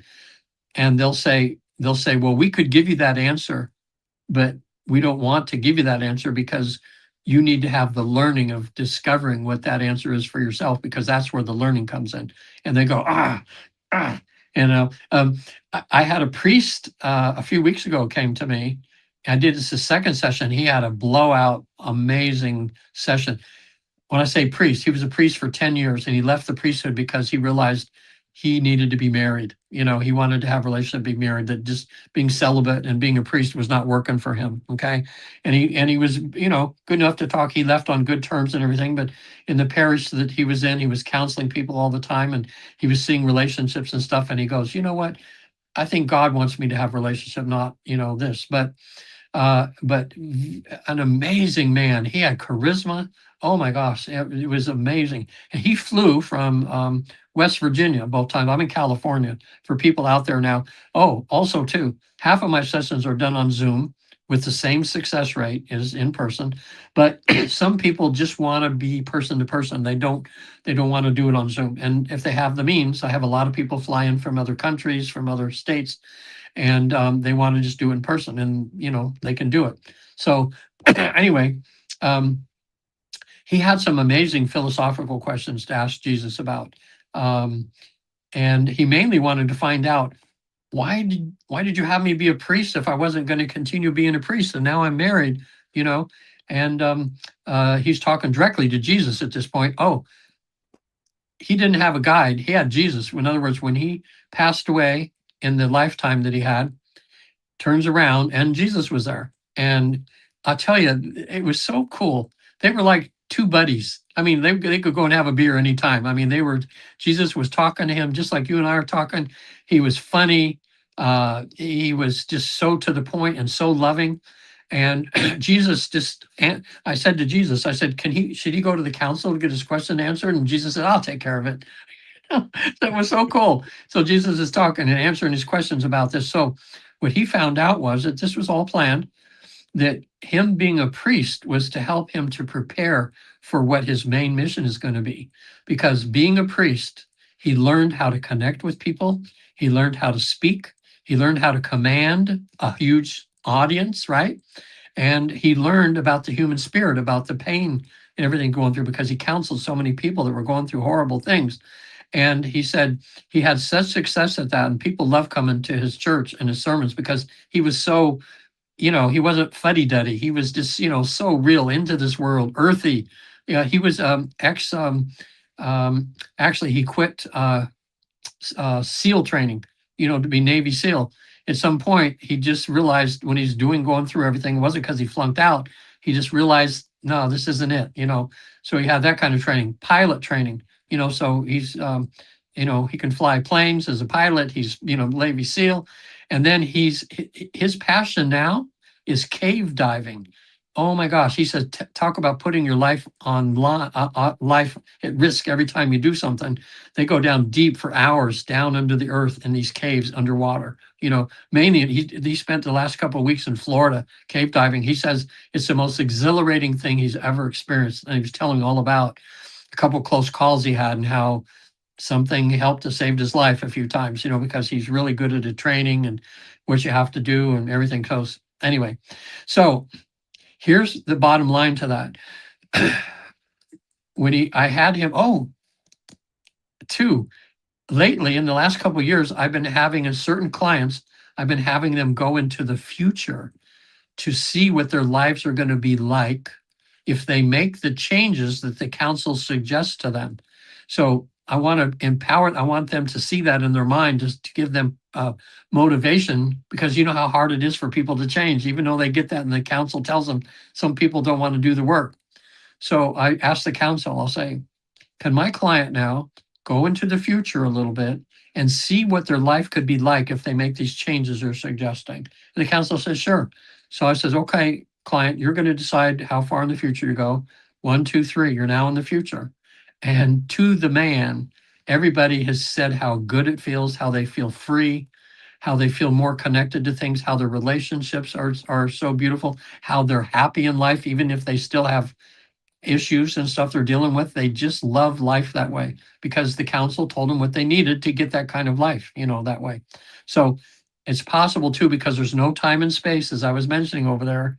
And I'm wondering, these things take so much time to do, and I do maybe 3 sessions a week.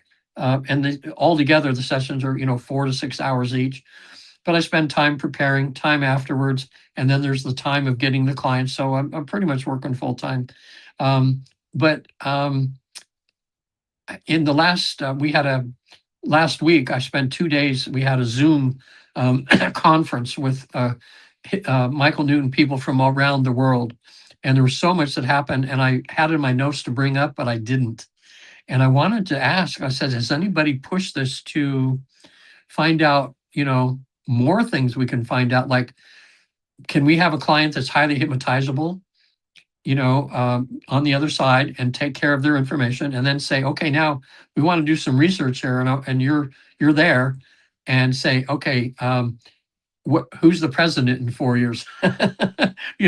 Or what's happened to Trump, eventually, or whatever, or if the aliens come, if they go 10, 15 years in the future, are there aliens walking around among us? And I haven't done any of that, because my main concern is their lives and what they want to do now to have the kind of life that they meant, to know what they're supposed to be doing down here, and let the rest of them come. But I don't know, maybe we can solve crimes. Can we talk to a person that died and say, hey, who killed you? And then, okay, give us some information that the police will believe. I can't just say, oh, I just talked to him in heaven and he said that so-and-so killed me. And, you can't do that. But I did have a client that came to me because the official report on their death certificate was suicide by her daughter. And she's a friend of the family's, okay? And she says, my daughter was having the best time of her life. She had this relationship. She was getting ready to go on a big trip. Oh my gosh, she was just so happy. I just can't see her being, I talk to her almost every day, and I didn't pick up any signs of anything. So we get her to the other side. Her daughter shows up, and this is what her daughter says to her mom. She says, Mom, I didn't kill myself, not on purpose. She said, I told my boyfriend that I was breaking up with him. He went and got a gun. He was going to shoot himself. And I tried to grab it away from him, and I accidentally shot myself. She said, Mom, that's what happened. She says, don't go talking to him or anything. I'm just fine over here, as you can see. But it was an accident. Oh boy. When she came out of that session, she was so relieved. But in other words, for science purposes, if we were doing stuff like that and trying to prove that you can do that thing, I would try to have somebody off the street who doesn't even know her come contact that soul over there, see if they get the same, the same answers. That would be, we'd have to do stuff like that. So I don't, this, we're still in the infancy of this. When Michael Newton passed away, he said, you therapists that I've trained now, train more and more people and just keep pushing everything. Find out everything you can do. Find as much as you can about the afterlife. He says, don't get stuck in my protocol. He says, keep expanding it. And that's what we're doing, so we keep doing that. What we added, and at least I added 3 years ago, I asked the question, I say, how many lives they lived before? And they find out. I say, ask the council, have you ever lived a life on another planet or in another dimension? And about 30% of the time, people go, yes. And I go, wow. And I'll ask the council, I said, now we're doing this research here about this alien stuff. So I said, council, can my client leave the council for a little bit and take me to the planet that they're from or that dimension so we can get an idea, a description of what it's like? They always say yes. And all of a sudden, 1, 2, 3, boom. Boy, I'm getting these amazing planets that they're describing. They're so different than Earth, and life forms, that they are and how they're doing it. And we're finding out that the universe is teeming with sentient life, Michael. I mean, all kinds of life forms, big and small, um, other types, a lot of bipedal where there's hands and legs and stuff, but all different sizes, all different kind of, like the feline planet I talked to you about. And, then there's the reptilians. I've had 2 people in the last year now, Michael, and this is what made it real. Drove down to Los Angeles to do 5 sessions in a week. So I had a man come to me. He goes into a past life. He's a reptilian. And oh my gosh, he was, oh wow. He was saying when he was in that body, he was saying, oh my God, I feel like Superman. He says, I like this, he says, I like this, he was feeling powerful and like, don't mess with me, kind of thing. I had him take me to his planet, and the planet, um, this is the thing about how he found out he's a reptilian. He goes through the tunnel to the past life. I have him put his hands out in front and say, what color's your skin? And his face, I can see his eyes, like he's going, oh my God, I look like a lizard or something. I got like lizard hands. And they're solid, but then they're not solid. And he was looking at like his hands were solid, and then they were like a holograph. They go back and forth, like shape shifting, back and forth, back and forth. So anyway, long story short, I says, when I count to 3, you're going to take me to where you're from for your planet. He's above the planet as we're kind of like we're on like a ship just kind of landing as he's kind of taking me to his planet. His whole unit, his whole earth, or his whole world was the same way. It was solid, and then it was kind of like a hologram. It's solid and hologram. So he lands there. I have him go to an important things. What do you do? What's your job here? He was a teacher, and he was teaching. He had a lot of students. They were other reptilians, young reptilians. He was teaching them how to manipulate energy, how to shapeshift, how to use their bodies, and things like this. So I said, now let's go to an important event in your life. He was before like a council that was sending him off on a journey and like knighting him, like you're going on a wild journey. And I said, where did they send you to? And he said he was Earth back in the dinosaur times. And it was about scouting the planet for maybe they were going to, reptilians were going to live on it at some point. And he's in trance and he's that reptilian, but he kept saying, ah, so beautiful. Oh my God, the oceans, the mountains, the forests, the flowers. Oh my God, this is so beautiful here. It was something. So when we're done talking the session, he says, Regan, I didn't come here looking for that. That was like, how the heck? He says, but wow, something, so, all these possibilities and stuff. I, I don't know, last time that I talk about all the other aliens and stuff, I don't know if I did, but at another time I could talk because it's happening more and more now. And I think it's right in step with everybody can tell that the grown-ups are coming. Yeah, I think we kind of hinted at it, and you were Yeah. just starting, and so you didn't have much about it, but you were like, yeah, the possibility's there. Yeah, it's And happening more and so, more, and I'm just, and especially when it surprises my clients, they go, "Well, no, that's not my imagination. I can't be because it's not even in my thoughts." Something like that. Um, but recently, I had on the council for people. There was I think 5 or 6 council members, and one of them was a tall gray with the big eyes and everything. So the first thing I says, I walk up to the council there and ask the alien, why is he on your council? Because this is kind of unusual. And the alien said, just to show you that everybody comes back home here, you know. So, it was interesting because that's what's beautiful about this, because when aliens come or whatever happens here, what's behind, everything. And right. that's where this is when you get back to source and everything, and you can see everything and kind of look out and see that souls are all over the universe having experiences that are too many to number, Well, in that way. metaphysics, it's interesting because in metaphysics terms, everything is connected. Everyone is connected. Hmm. And so every experience is connected. And so it's one thing to say that and kind of be like, yeah, okay. But it's another, like you're saying, when you're sitting in this council and you have humanoids, you have angels, you have Yeah. different species of beings there, and going, we're all coming home. It's like a second validation of, yeah, this Yeah. principle is true. This is And that's the it, Michael. Yeah. reality. Uh-huh. And a number of times without me asking the question, my clients have, I'll ask a question and they'll say, it's almost the same sentence, says, well, I'm part of all this. All this is part of me, you know, kind of thing. And they're in that knowingness, when they're there, So that's interesting. So yeah, I'll love because I'm piling these up. So if another 6 months, if I'm back again, if you have me back, we'll talk about the alien thing because it's getting more and more in the news all the time too. So it'll be more appropriate and everything. But just to let people know that the research is showing that for sure we're not alone, and that we it's time for us to wake up to that, to the bigger picture. Well, and So what's interesting too is a lot of people are channeling information, and a lot of the beings are saying, we're here amongst you. We're already uh-huh. here. Oh, okay. And Yeah. now that your research is showing they're here.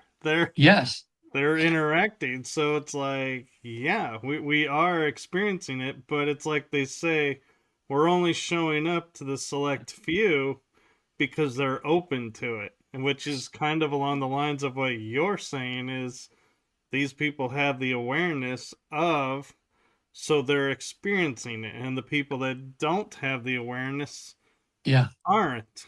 That's true. Um, even if the aliens come down and they have a press conference and bring them out that way, there are still going to be a lot of people that still won't believe it. They'll say, "Oh, that's all AI," because if they're not ready yet, they just won't. But a lot of people. And okay, here's what my understanding now is there's a shift going on in the world, and us as a species are having the opportunity to choose. Are we ready to go to a higher vibration, a higher frequency, or do we want to stay where we're at?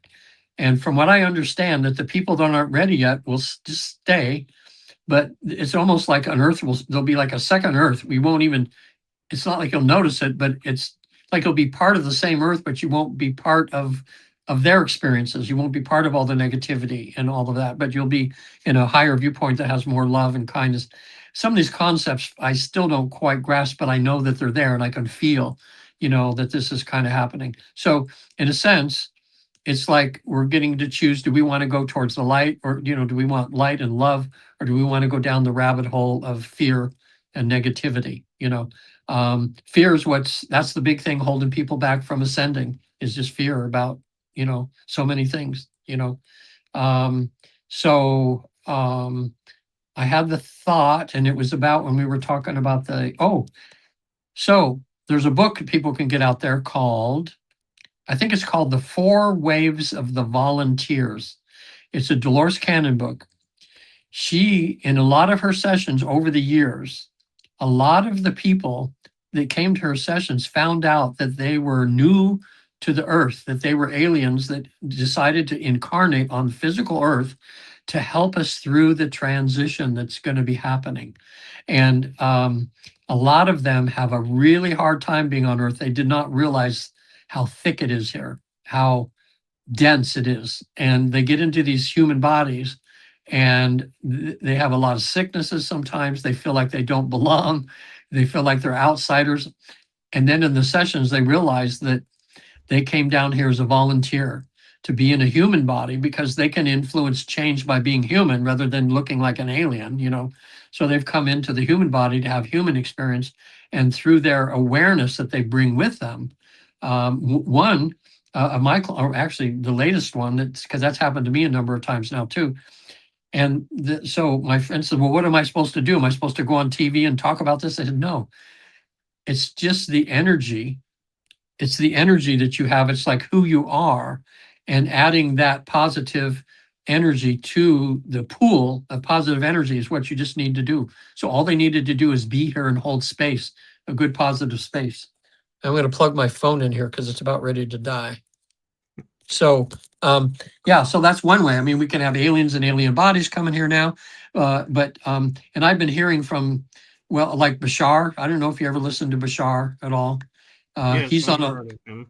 oh boy, if you could get him on your podcast, you should email him and see, because he's the number top one guy right now that's on all these podcasts.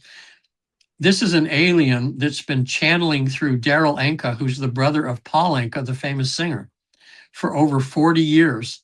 And his name is Daryl Anka. If you look him up, Daryl Anka, A-N-K-A. But Bashar, B-A-S-H-A-R, he's got stuff all out, and he's even Daryl Anka's wearing the t-shirt about disclosure 2026, 2027. And he's when Bashar talks through Daryl Anka goes into trance, and Bashar comes out and talks. And you think you're talking to Jesus, or that is there. He has so much love. He's talking about how we were formed by, you know, he says the aliens came down, a bunch of them, and he says we have strands of DNA in us of at least 15 or maybe more alien races that are in our DNA that we have. So in a sense, we're all aliens. You know, we're transforming, and he purports to be from the future Earth, actually. And but everything he says, it rings like he's some kind of guru, some kind of, he knows so much about love. He knows why we're going through what we're going through, what the fears are that we're having. He's and really exciting to listen to. And he's doing these huge conferences now with thousands of people, like in Sedona, you know, different places now, and people are starting to be prepared. As he says now, he says the first aliens that you see are going to be more look like you, okay, because it's not going to scare people. But he says we're doing the drip approach right now, and he says we're bringing our ships in where more people are seeing them, then disappearing, bringing them in, disappearing, and just getting people used to us, because you know it takes time. You want people, you know, coming out with and people have asked him, well, what about if people try to shoot your things down? He goes, we're not worried about that. You know, we can deal with that, you know, no big deal. But he says, we've been doing this for thousands of years, slowly preparing the planet.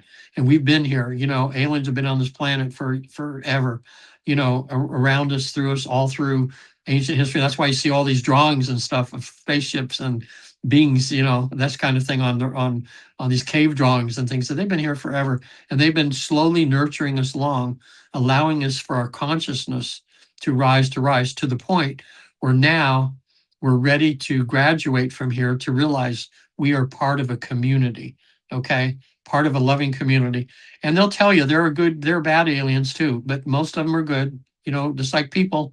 You know what? 90% of people are awesome, and 10% cause all the havoc in the world. And right now, they have pretty much control of the negative aliens. So I'm not going to have to worry about them. We got them in check, you know, whatever. But they say, well, all they're here for is to help us to raise our awareness, you know, to help us to become healthier people by giving us things, by giving us technology that's going to help us evolve. And they say, even someone asked Bashar the other day, is AI involved? And he says, oh my gosh, he says, AI is about half of who we are. You know, AI is helping them and do all the things that they're capable of doing. Anyway, kind of off the subject a little bit, but it's very interesting. If they are coming, it's going to prepare. Everybody's got to be prepared, because it's going to shift things in the way we look at God, the religion, everything, like that. And there's going to be good and bad. Now, I've heard this from other sources too. They say it's like we're in the rapids right now. It's like going down the Colorado River, and we've hit the rapids, and man, he says, just hang in there, hold on tight. Some of people are going to fall in and drown, unfortunately, because they can't handle the rapids, but you're going to get through to the other side where it's going to be a calm, beautiful lake. Okay. But it's going to take some time, in that way. So now maybe the last thing, why don't because we talked about the council, and there's people, if they want to have questions about the council or more like that, they can always go to my website, which you have right in front of you there. It's published. People get a hold of me. I'm happy to talk to people. They don't have to book a session. I never talk anybody into having a session. You just don't do that. That would be a sin in a way to do that. You don't push people.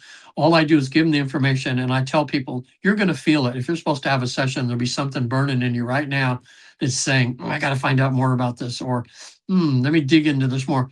So I've had people that have listened to me on podcasts 3 or 4 years ago, and they're now calling me and says, okay, I wasn't ready then, but I am now. Are you still alive, Regan? Yeah, I'm 76 now. So I said, all right, I'll be around for a while, but they told me I've got to start eating better. And that'll keep me around for a while. They said my diet's pretty good, but they said I need to make some improvements. So, I'm working on that right now. But the places we haven't discussed yet is the Soul Group, the Hall of Records, and the Place of Recreation. Matter of fact, maybe next. Oh, and the Wisdom Temples. Okay. Oh my gosh. So there's like 3, 4 other things that we could do another couple hours on. But maybe let's end tonight with it's fun. The Place of Recreation. Because people wonder, what am I going to do when I get up there? The old thing, play a harp all the time. I said no. What we found out, when you get to the other side, you'll make a choice of whether you want to come back and do some more down here, or go to another planet, or do whatever. You get to make the decisions. The souls always make their decisions, but there's usually council members or guides that are giving you counseling about what possibly would be the best choice. But sometimes we say, nah, forget you guys, I'm going to go do this. And they'll go, okay, free choice, Then people get down here and they go, what was I thinking, like this. But people on the other side, there's thousands and thousands of jobs on the other side, people working behind the curtain, that don't even, there's a lot of souls that God created that have never even incarnated at all. They don't need to, they're working behind the scenes doing things. We've had people, when we've asked them in the afterlife what they're doing, and some of them have been, the ones I remember recently was they were working on producing other planets, on manufacturing other planets, and this one guy was in charge of mixing the minerals that planet needed for what the life forms were going to be on it. And he was going, oh, scoofed, that's not working. And, he was finding out them getting the thing. So souls actually help create planets, like worker bees. Everybody's behind the scenes doing what they can to propel, to help make God better in a way, so, a lot of souls have advanced enough where they don't incarnate again, but they become guides or council members, because they're trying to, it's like as they evolve, then you help whoever's lower than them in understanding of things, then you kind of counsel those people, so some people are that way. Now, some people, there's like angels that have never incarnated before. There's lots to do over there. But so what do they do for fun over there? So I've had people in comedy clubs. That's pretty cool. Now, okay, I got to tell you the story of that one. This is cool. So when she came in for the session, she was just smiling, giggling. Oh my God, she was so ready to have a session. And talking to her, she said, well, I always try to keep a positive attitude about things. She says, I love to laugh, She says, that's helped me to get through a lot of serious issues in my life where I've been able to laugh at it after a while. And humor is a good part of my life. So we get to the other side. They got my mind working. It says, okay, I wonder if they have comedy clubs there. So I asked the council, do souls have comedy clubs here? They said yes. Instantly, she's in a comedy club, and on stage was a comedian that looked like Rodney Dangerfield. Do you remember him? I do. The old guy, the way you speak that way, the funny guy. Yeah. She says, it looks like Rodney Dangerfield. And I know he passed not too long before that. So maybe that's him. So he's telling a joke, and then at one point, some angel wings went whoop, like this out to the sides. And the audience started laughing so uncontrollably. She's in trance. She starts belly laughing so much. And I got the disease. So I started belly laughing. It was like 10 minutes. We were laughing so hard. It was like, oh my God. So then we calmed down. I did a deepening technique because she brought herself out of trance somewhat, went back down.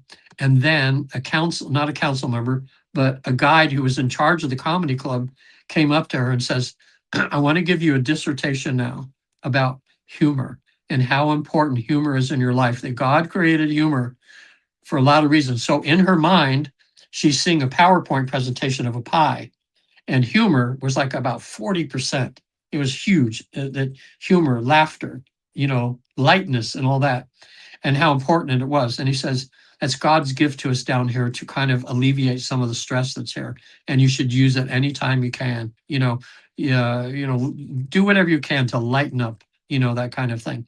So that was an important lesson for her, and that helped her because, it was telling her she's on the right track, that she keeps humor in her life so much, and it's helped her. And it was verifying, that was the case. So I know there's golf up there because I've had that happen in my dreams probably dozens of times, where when my dad shows up in my dreams, we're in a golf. That's what we used to do. That was our father's son time, was golf. So we're up there and dad's taking me on a new course somewhere, and we're done. And then all of a sudden I wake up and I go, oh my God, that was dad. I should have asked him some questions, but it was so normal and natural, but I had a professional golfer come, and I said, ask the council, do they have golf clubs at heaven? Yeah. You want golf clubs? You got a golf club, So all of a sudden he goes, oh my God, this is the most beautiful golf course I've ever seen in my life. He said, this is beautiful. And I said, well, you want to get out and hit some balls or something? He said, no, I'm okay. He didn't do that, but he got to see that it was there. So when I have people, we have a little bit of time. It only takes 5 or 10 minutes. I'll say, can my client go to see what souls are doing for recreation? And they'll say, sure. Boom, they're there. Now, these are some of the people that I had. One of them, they were playing tag. It was like they were in soul. So they were these balls of energy whizzing by each other, trying to reach and tag each other, like zooming back and forth. And every time he would tag somebody by him, he would go, woo! He says, feels like sex. That's the only thing he could relate it to in the human body, was that energy like this. So back and forth. So, wow, this is so much fun. And he was doing that. Okay. Another one, it was like basketball, but it was like hoops that they had, but they had these balls of energy, and they were rushing back and forth with each other, just like basketball, and having to make hoops, Maybe that's where basketball started, and somebody had that dream and started basketball. Who knows? And then another one, people were in like an art class, and they were designing planets, like saying, okay, who can come up with the best design for a planet? And so they're molding and this kind of thing. People have been on art, doing art, that sort of thing. So there's, I haven't found anybody playing a harp yet, although they probably do someplace up there, So maybe, next time we can go into the wisdom temples, where they have almost classes for almost every imaginable thing that people do down here, to teach them how to come from their heart, how to, to put love into everything they do. And I've had some amazing stories on that. And then there's also the Hall of Records. People call it, I don't remember the right pronunciation, Akashic records. In other words, people, sometimes the mediums will say, well, I'm going to go to the records, Akashic records, and I'm going to pull out something about your life. People they're not too much interested in that a lot of times, because this is other stuff is that. But sometimes when they go there, and the thing is about the Hall of Records, they almost all identify it almost the same way. The same with the council. What I do in research, I'll say, okay, now you're at the council. First thing I'm going to ask you, if do you feel like you're standing on a solid surface? Most of the time they go, yeah. I says, look down and tell me what's the surface, and they'll say marble, and then I'll go, okay, you're there, because that's almost everybody says that.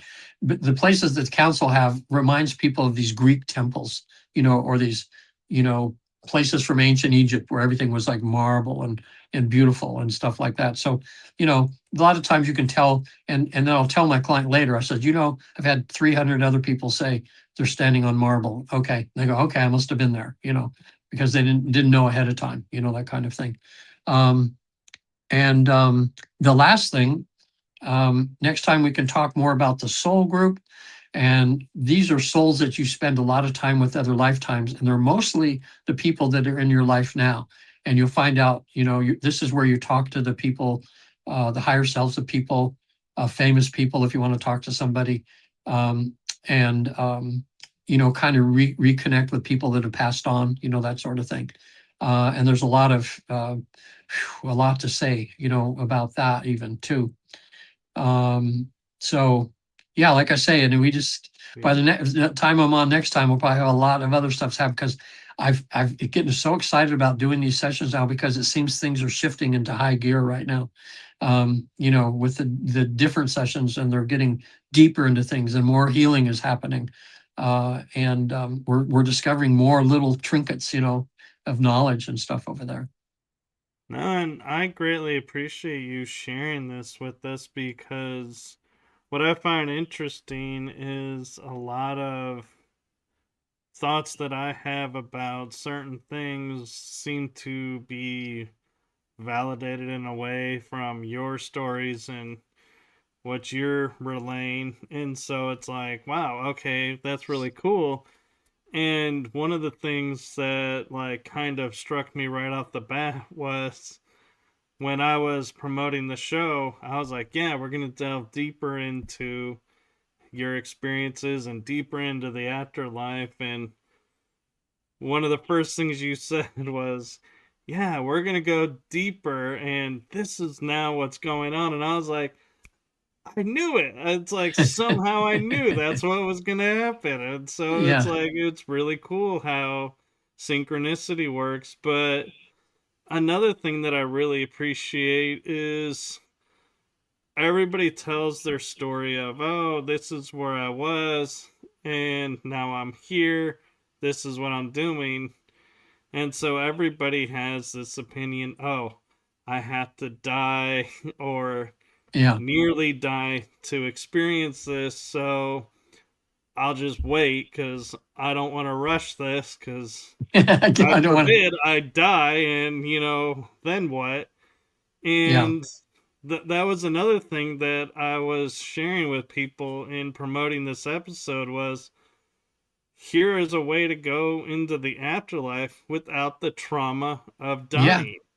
Right. And I think that's such a beautiful gift to give to people. And it's almost like, you're talking about, we're in a world now where the shift is coming. And it's like, this is a major part to where somebody went in and said, okay, here's the fear of death. Well, we're not going to take that, throw it to the side. It's no longer necessary. What's left? And it's like, that's where you come in and you're like, here is, you can experience it without the fear. Imagine And imagine life without fear. What it would just yeah, how it would change things, right?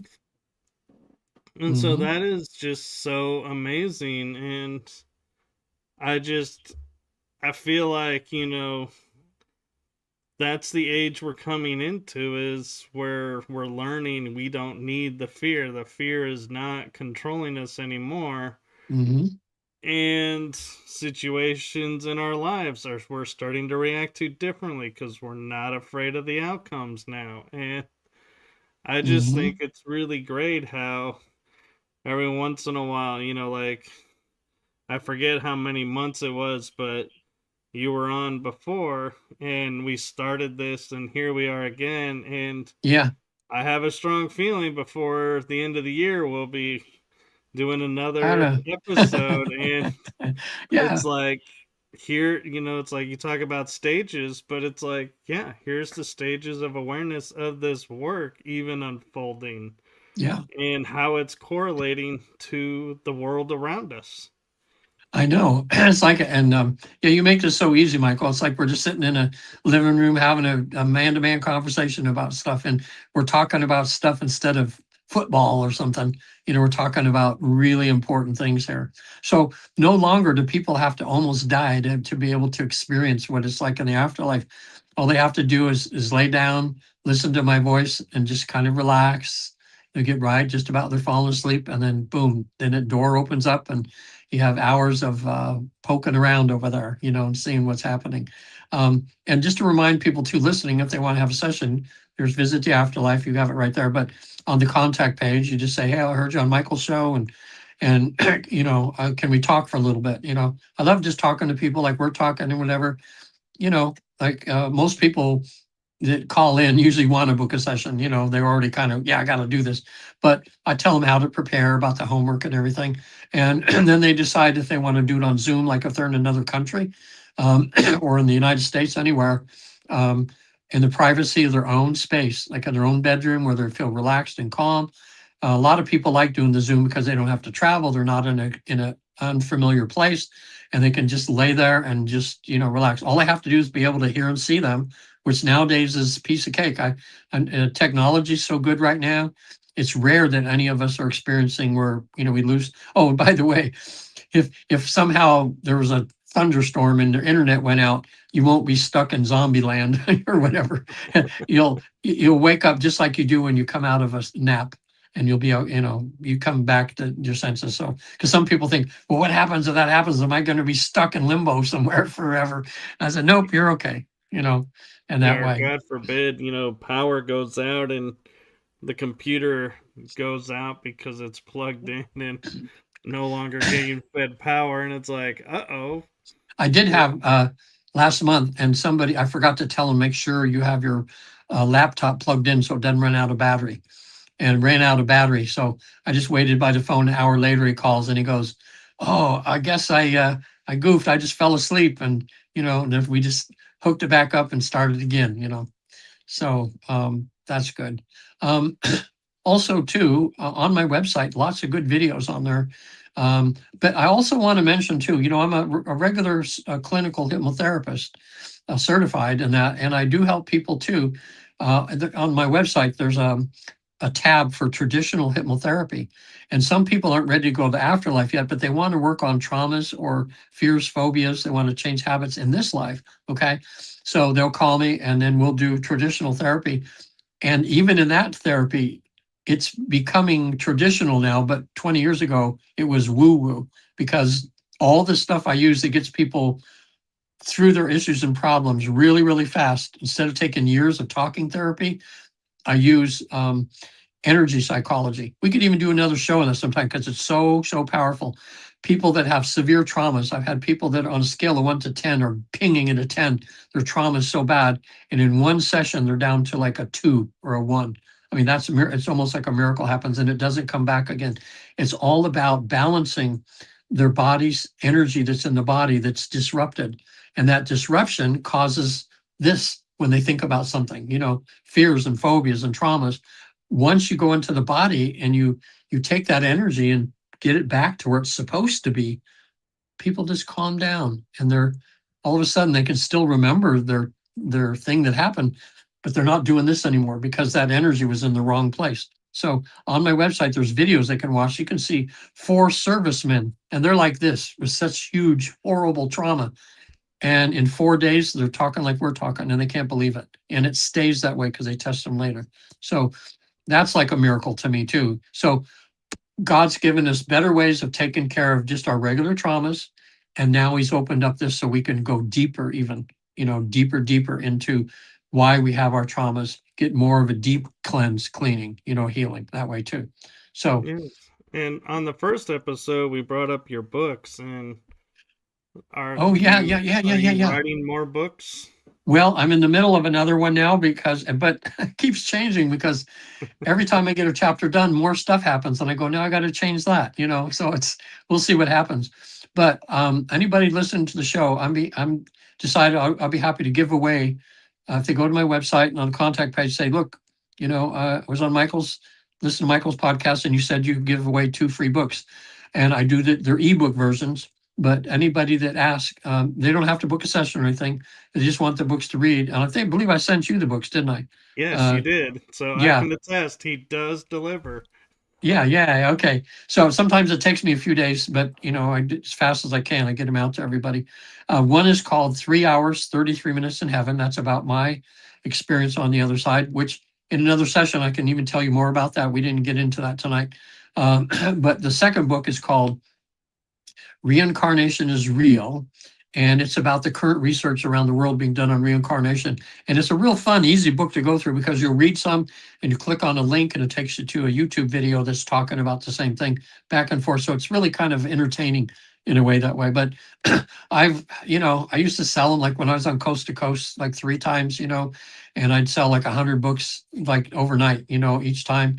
And I just decided, I'm financially stable in my life right now. And when I give the books to you, you can email them to anybody you want. So just free, just pass them on to whoever you want because I want people to know about this process because whether it's me or you could go to the Newton Institute site, there's 200 or 260 something on there now listed. You might have someone in your area that can do a session for you. Although we're in 45 countries, so we're still spread pretty thin, that way. But that's one thing people can do too. But I'd be happy to help them if they feel I'm the guy or get someone from the Newton Institute. The main thing is if they're supposed to have this, we want to be available to help people shift their lives into a better place. Yes, and thank you for that. And um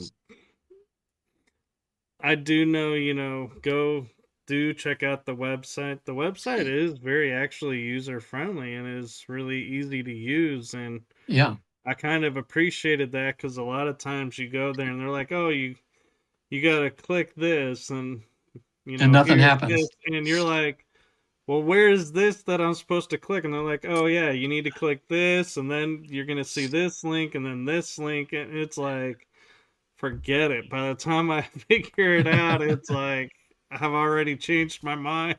Yeah, I know But it. Me too. Yeah, it's pretty straightforward, and I had it designed that way where it's pretty easy to navigate.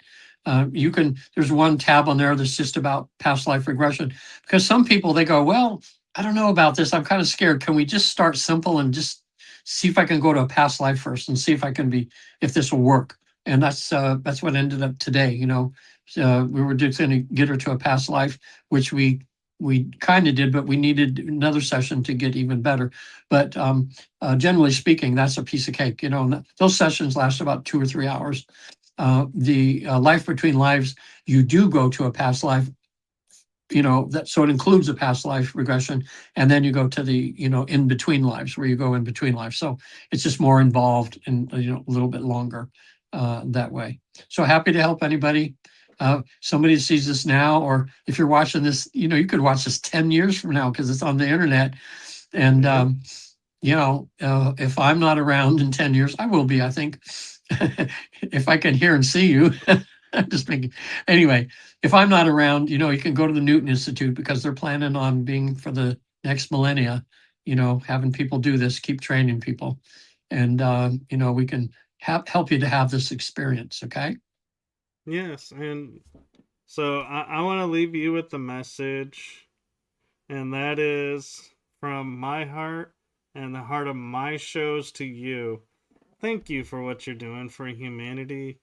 Thank you for sharing this adventure, this journey, and standing up and being your authentic self and sharing this authentic experience and not like pushing it and going, "Oh, you got to Yeah. do this, got to do that."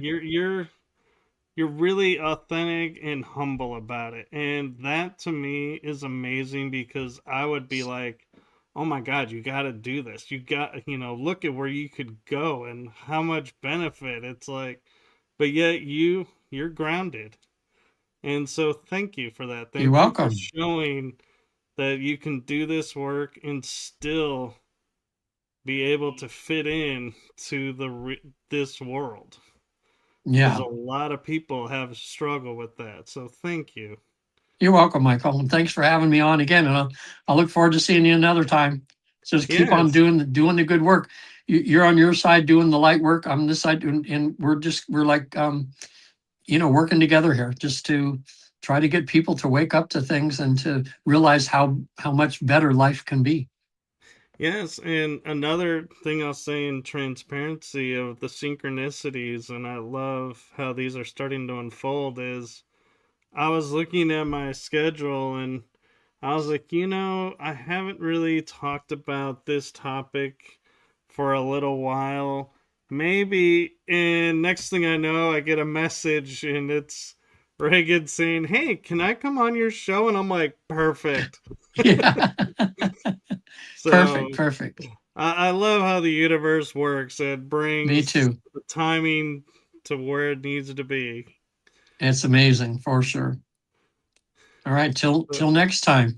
yes, so thank you. And do go and check out his site and do follow my shows, because as you can see, guests pop in and they come on the show. So if you want to catch the next episode, you better follow along so that you'll see the alerts. Okay. And blessings to everyone. And just remember, I'm going to kind of put a little bit of words into what Regan was saying, but always know there's hope. And always know we are not alone. So keep Not that alone. hope alive, and you will be able to overcome everything. So, with that, I'm going to say good night, everyone, and we'll see you on the next episode. See ya. Where we go? There. See you all later. Bye now. Bye, Michael. Bye bye. Thank you again. You're welcome.